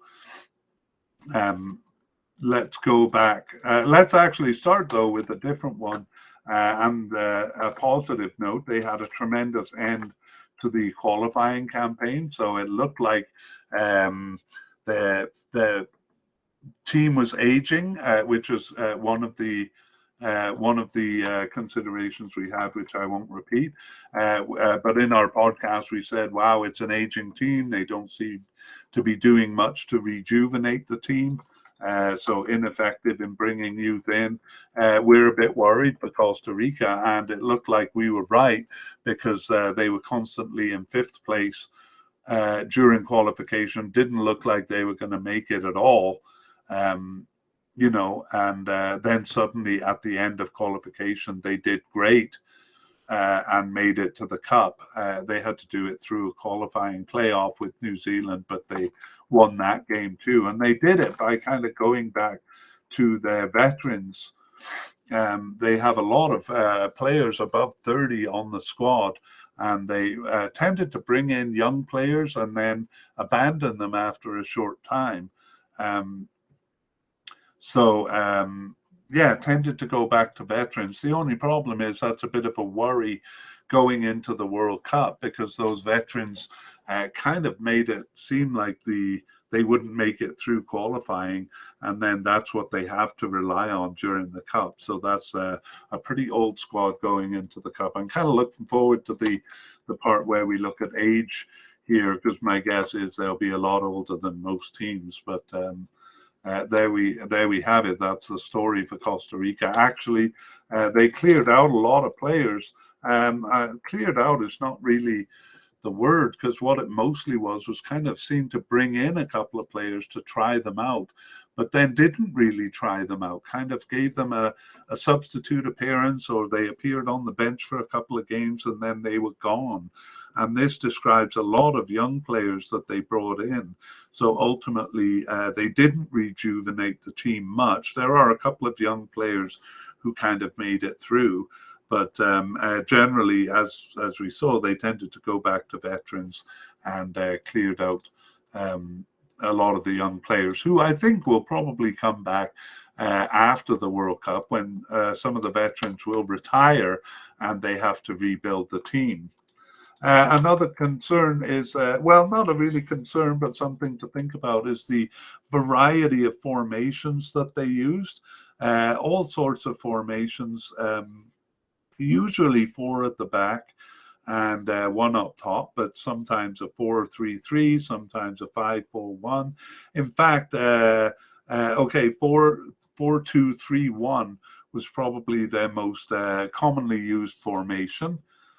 And however, it was actually their lesser used formations, the 5-4-1 and the 4-4-2, that they used the least, but those were the formations they used in their most successful games towards the end of World Cup qualifying, and also against New Zealand. So, the formation is really kind of up in the air.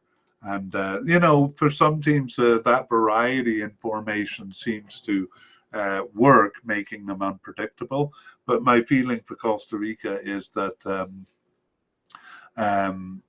it and some of the player selections for certain positions just seem to be a bit of guesswork or a bit of trial and error but a lot of players, a lot of formations being tried out, and not a lot of consistency there. So maybe a fan more intimate with Costa Rica can define it as a strength or a weakness more. I got to say, from my vantage point, it does seem to be a weakness. Okay, let's look at their club affiliations.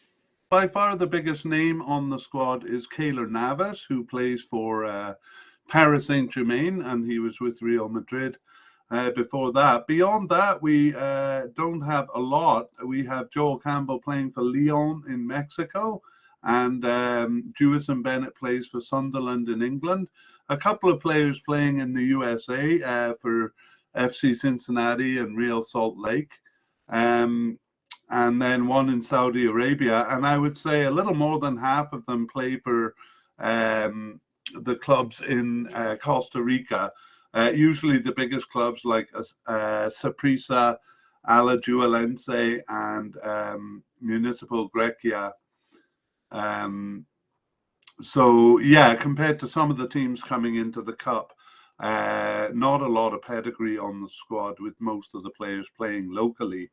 Let's take a look at some of the statistics. I have a new one for you actually today, but we'll go over some of the old ones. So the first one we talk about is how many players are kind of on the plate for Costa Rica. So how many players have they kind of looked at since 2020? Actually, that should be 2021 there, but it's 61 for Costa Rica. That's actually a very high number. The average is 50, and only Mexico and USA are higher. It seems to be a bit of a CONCACAF thing, but not necessarily, because Canada's not that high, and Ghana is very high in Africa. So that means they've been kind of trying out a lot of players and going through a lot of players. So we saw with Costa Rica that they had brought quite a few young players in and dismissed them fairly quickly, sometimes with only an appearance on the bench, or maybe an appearance as a substitute. So I've been saying they really haven't developed their youth for that reason. They kind of go back to their veterans. They've even kind of called back a couple of veterans over the last year. So players who have been absent from the squad for a while suddenly reappearing. So all of these play into that 61, a large number. However, in terms of definite, likely, and possible, the number is only 32. So that's kind of in range. The average is actually 33. So they do seem to be kind of whittling down the squad to a manageable size. And in fact, for players in the definite and likely category, it's 25. So that's pretty much the 26 that they'll bring to the Cup. So if you kind of go through the players, and we will at the end, it looks like, you know, if the players in the definite and likely categories make it, then there'll only be room for one more. Of course, there's always a few surprises, like injuries or players surprisingly not chosen, or new players coming into form. But roughly they'll choose one of the players we've coded as possible from those 32.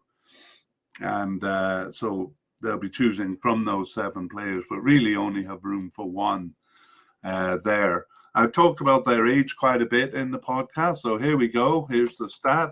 Their average age is 27.5. The average is about 25 to 27, and specifically the average is 26.8. So actually not as high as I thought it would be, considering that they do have, let me see, 14 of those 32 players are over the age of 30. And Brian Ruiz is 37, Keylor Navas 35, and then 5 players who are 33 or higher, 6 players actually who are 33 or higher. That is balanced out a bit, because they do have some youth in the squad. They have 2 teenagers actually, Jewison Bennett and Brandon Aguilera. And then let me see, 1, 2, 3, 4, 5, 6, 7, 8 players 22 or younger, so that balances out a bit. So it wasn't as high as I thought. The average number of caps is 39.6, and that's very high. The average among the teams I've done so far, which is about 26 teams, is 29.2, so they're 39.6. So of course, with all of those older players comes experience, and that will hopefully be a benefit to them, although with age also comes age. So they're maybe a little bit slower. For example, Brian Ruiz now is just subbing into games, not really up for playing 90 minutes, for example, and is notably slower than he used to be. In terms of goals, the total is 123, and it is 4.1 average goals per player. But I'm beginning to feel more and more that that doesn't mean much. So actually 123 goals for the amount of caps they have is kind of low. So I've actually developed a new statistics, and that is the average number of goals per cap. So here presenting it in the first podcast, but I went back and calculated it for the other teams that we've done. And I turn it into a percentage here. So it is 10.4%, which in itself doesn't mean much. We have to compare it with other teams. So I'll just tell you the average is 13.5%, suggesting that Costa Rica is a pretty low scoring team, and we did know that. And in fact, there's only one team that's lower scoring than them, and that is Wales. The higher scoring teams, Germany has 17.5%, and Spain has 18%. And it looks like I forgot to calculate Qatar, which is also a high scoring team. But anyway, there we have it, a low scoring team. And if we dig a little more into those statistics per player, that bears out. Sorry about that. So the highest scoring player percentage-wise is Brian Ruiz. No, it's Joel Campbell, no surprise there. But he's only 21.2%, which means he scores about 1 in every 5 games. A good ratio for a forward is about 30%. And we've seen a lot higher than that. So 21% for their top scorer, quite low. Brian Ruiz has 29 caps in 144 games. That's 20%. And their next highest scorer, believe it or not, is central midfielder Celso Borges, who is at 17.5%. I'm surprised by how much he scores. Other players, some of the younger players do have good numbers. So Anthony Contreras, 25%, Jewis and Bennett, 28%, but they have less than 10 games, so we don't really consider that in the stats. So Contreras has 2 in 8 games, and Jewis and Bennett 2 in 7 games. So we'd need to see a few more games under their belt to consider them kind of high-scoring players. But perhaps it is promising going forward. All right, let's look at some of the issues on the squad. So they have a pretty solid defense. If they don't score a lot of goals, they also don't allow a lot of goals. And the standard defending pairing has been Calvo and Duarte.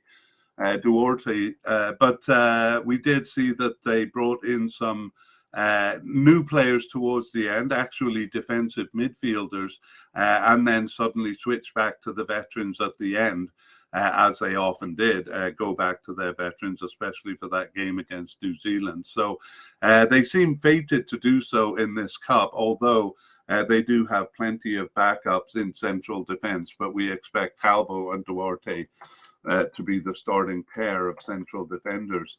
On the left side, we have Brian Oviedo, but Matarrita came into the picture more and more. So the question is, which one will start? Again, I suspect they'll go with their veterans and choose Oviedo, and he actually was starting towards the end more than Matarrita, sorry.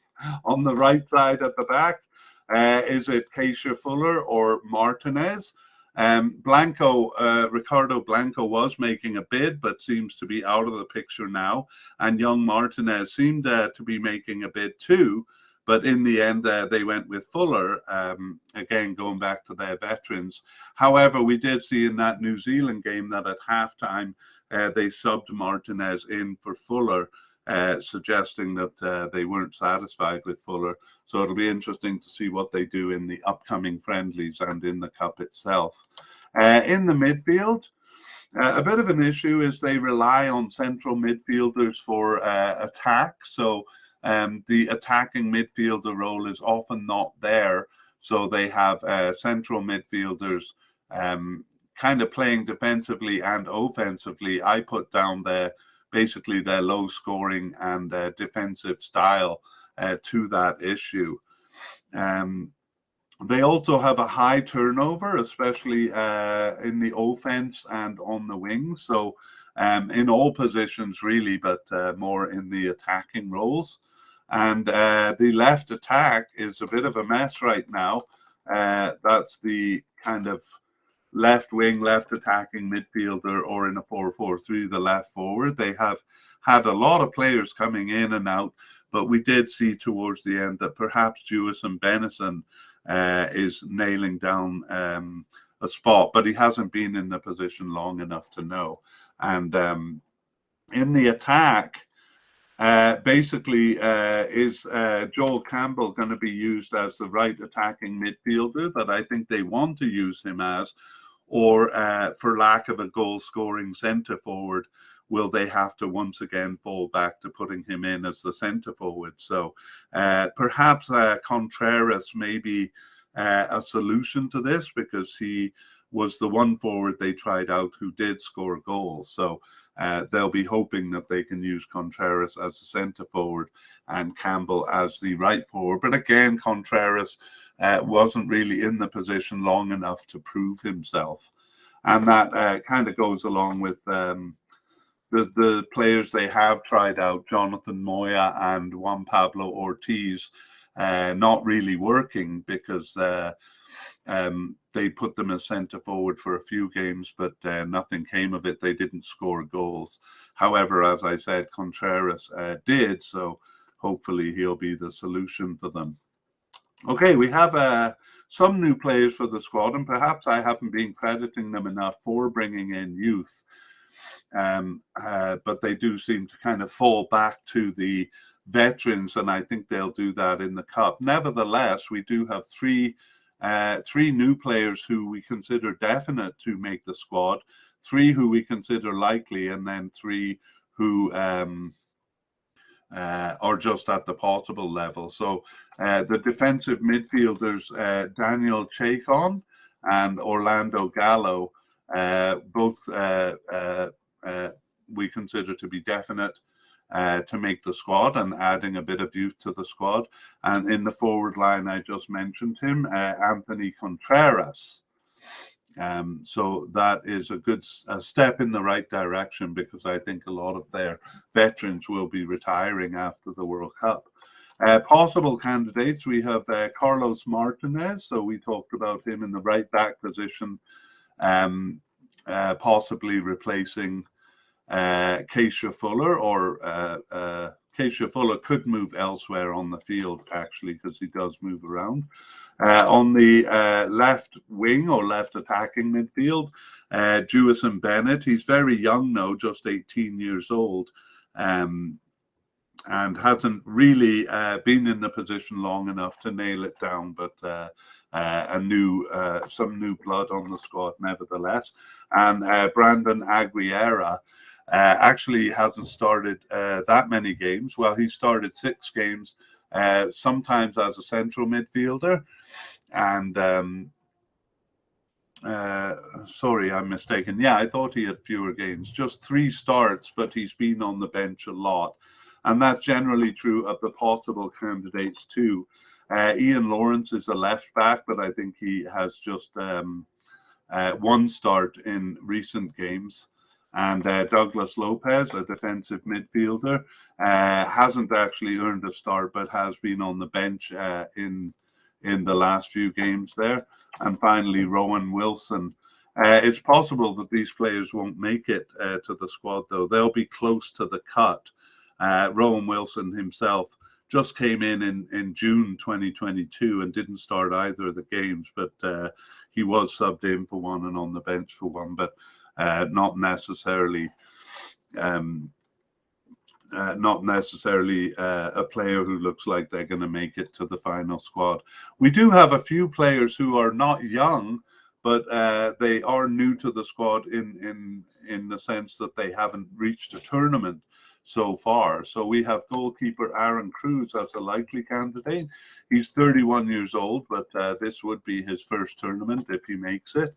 And Gerson Torres, a left midfielder, but actually plays on the right. And he's 25 years old, but has not made it to a tournament so far. However, we consider both of those likely. And we have Ricardo Blanco. And he actually was more in the first half of World Cup qualifying as a right back.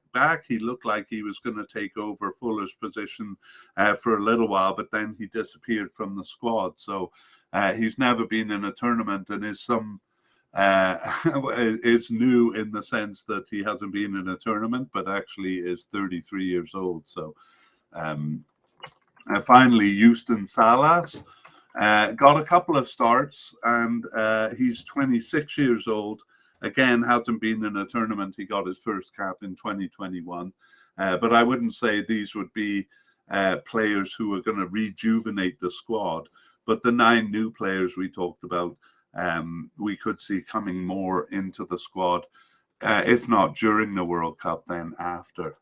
For injuries, we don't have much for Costa Rica, so they're kind of blessed that way. Only one injury's out, and that's Jose Guillermo Ortiz, the centre forward. And he was out with a cruciate ligament problem, for which he underwent surgery.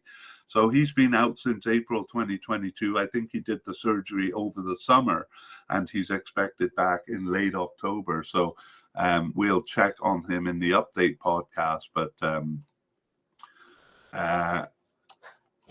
it looks like he'll be back in time. For notable absences, we do have actually this veteran squad with some of the players already retired. So I won't go through their long bios, but just kind of mention them by name. We covered some of them in the player-by-player podcast, but we have Christian Gamboa. He held back he held down the right back position for many years, but the 2019 Gold Cup was his last tournament, although he did play as late as November 2020, but is off the squad. David Guzman actually played in the Gold Cup and was a starter there, but soon into World Cup qualifying after the Gold Cup, he disappeared from the squad, and he is 31 years old. There's a chance he'll make it back to the squad, but he hasn't been selected. Wasn't selected for their last 14 matches. Christian Bolanos, a right midfielder, again, very much a part of the squad. Not so much in the latter years, though. In the 2018 World Cup and 2019 Gold Cup, he was just a substitute. And he wasn't part of the 2021 Gold Cup. He made the preliminary squad there, but not the final squad. And October 2021 was his last game. And then we have some people who follow the team from World Cup to World Cup may recall some of the players from the 2018 World Cup squad. So these are basically players that retired after that. So Johnny Acosta, a central defender, he was a starter in the 2018 World Cup. And Patrick Pemberton was a long-time backup keeper, and he actually did start a couple of tournaments, the 2016 Copa Centro Americana, and also the 2017 Gold Cup. Of course, starting keeper Keylor Navas doesn't play in those tournaments. However, the 2018 World Cup, where he was a backup keeper, was his last tournament. Marco Urena, a forward who had 66 caps from 2009, and he started actually the first 2 games of the 2018 World Cup, but lost his starting position. Another of many forwards who they try out that didn't score much. He actually got 15 goals in his 66 caps over the year, which is under 25%. So never really kind of delivered on the goals. We saw Giancarlo Gonzalez as a kind of a rotating starter in the 2021 Gold Cup, but shortly after the Gold Cup, he disappeared from the squad. And he's 33 years old, so probably retired, but a real veteran too. Most of these guys have more than 60 caps. Giancarlo Gonzalez has 88. And finally, Alvaro Saborio, who retired from the squad a few times actually, but seemed to keep popping back up. He played his last game in 2021, actually, even though he's 40 years old now. And he earned 111 caps and 36 goals, so they do miss his goals. But even by the 2018 World Cup, he was fairly old and actually didn't play in that World Cup or in the 2014 Cup. So his main period was actually before that time. Nevertheless, he held on and actually was part of the squad for the 2019 Gold Cup. And finally, we end with Oscar Ramirez. He was the manager in the 2018 World Cup and was dismissed shortly after, I think. Yeah, he finished in 2018. So that manager is gone, and we have Luis Fernando Suarez as manager of the team. There were a couple of managers in between them, actually. Okay, so let's finish with the players that we predict to be starters. And Luis Fernando Suarez, well, they did fire a manager shortly before the Gold Cup, and he was brought in. But I don't think that's going to happen here, so we can expect him to be the manager leading them through it. A bit of debate after the 2021 Gold Cup as to whether Lionel Moreira would take the starting spot, because Keylor Navas kind of eschews the Gold Cup. But no, Keylor Navas came in immediately and was a starter, and has been ever since. So again, their biggest name, it would be a surprise to see him not start. For defenders, we also have likely Aaron Cruz, but he'll be a backup, and Esteban Alvarado may be challenging Cruz for that third goalkeeper spot. We're pipping Cruz right now, but it'll likely be Moreira and Cruz as the backup keepers. Okay, for defense, we saw that Calvo and Duarte basically started World Cup qualifying, and then towards the end of that campaign, they experimented a bit and ultimately went back to Calvo and Duarte for the playoff game against New Zealand. And I think they'll do the same in the World Cup, go with the true and tried. And so Francisco Calvo and Oscar Duarte, probably the central defensive pairing. But they do have good backup with Kendall Waston and Juan Pablo Vargas, and have also brought some of the young defensive midfielders, Gallo and Chacon, as backup defenders, which they'll probably need, because as you see, there are only 4 candidates here. All the others seem to be off the squad, so they usually bring 5 or 6. So maybe those defensive midfielders will cover that position. For left backs, it looks like Brian Oviedo is going to be the starter. It looked like Ronald Matarrita was making a bid, but he looks like he'll be the backup here. Oviedo seemed to win out, as the veterans tended to do. Ian Lawrence is a possibility to bring to the cup, but if they do, he'll probably be on the bench. For right backs, again, the veteran seems to have won out, Keisha Fuller, but actually I'm not as certain with this one because the player challenging for his position, Carlos Martinez, did sub in for him in the second half of the playoff game against New Zealand. So I'm kind of thinking that maybe Carlos Martinez might get the bid. So right now I'm going to put them as rotating. That's kind of hedging my bet, I know. And possibly Blanco being brought to the cup, but hasn't been with the squad in the last part of this period, so maybe off the squad. Defensive midfielders Daniel Chacon and Orlando Gallo. I think that they will be starters. No, maybe not. I think they're kind of close to starting, but I'm not confident enough to say so. I think they'll be definitely handy candidates to have because I think they can start in central defense or in central midfield, and especially against the attacking teams that they'll be facing. Maybe use. So I wouldn't be surprised if they gained a starting position during the cup. I'm going to highlight them in yellow. That's kind of my hedging of bets colors. But it is actually the central midfielder Celso Borges and Yeltsin Tejada. If they follow their pattern of sticking with the veterans, these guys have never really been questioned. So I think they'll definitely be starters. Perhaps Chacon or Gallo coming in if they don't perform well or get injured or something like that. Left midfield.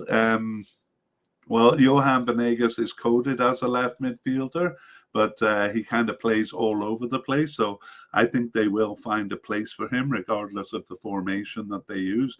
It could be attacking midfielder. He played even as a centre forward once. So they usually put him on the field. Gerson Torres is a left midfielder or coded as such, but he usually plays on the right, actually. And he looked like he was kind of starting to nail down that right attacking midfielder position. But that was when Joel Campbell was forced into service as a centre forward. So I think Gerson Torres will start as a backup. But if Joel Campbell has to play as a forward, I do see him getting a couple of starts as a right attacking midfielder. On the left wing, more so than Gerson Torres, Jewison Bennett is kind of nailing down that position. So I'm being a bit bold in nominating him as a starter, but I think it is, I think he will at least get a few starts. Because they really don't have a lot of options over there. They went through a lot of players, but he kind of ended up being the one who played the most. Right wing Carlos Mora. Well, we have him likely to make the squad, but I wouldn't say he is a starter.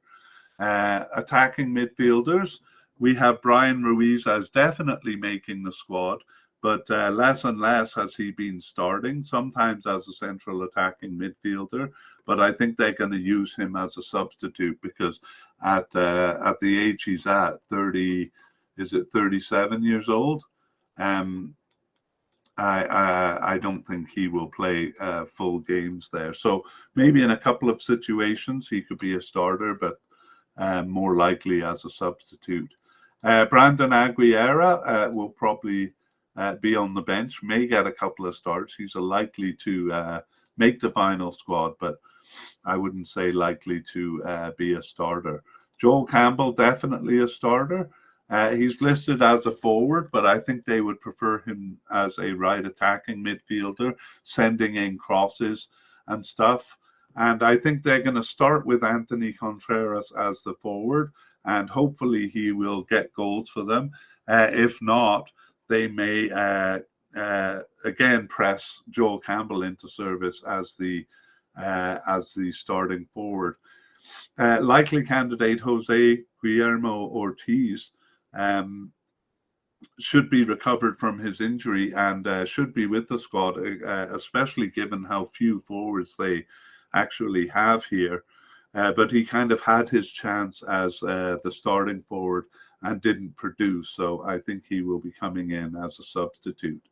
And that is the end. I'm not sure whether we have the requisite number of players. We have a couple of perhapses there that I used yellow to highlight.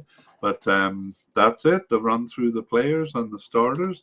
And that actually brings us to the end of this media cast. So thanks very much for listening. Keep in mind that we will do an update as new information comes out. So an update on teams and players probably in early to mid-November. We're going to do that after teams publish their final rosters. Meanwhile, keep an eye on us at Soccerphiles Canada. That's Soccerphiles with a PH in the middle and an S at the end. On our website is soccerphiles.captivate.fm. Hope to see you in our next episode, and bye-bye.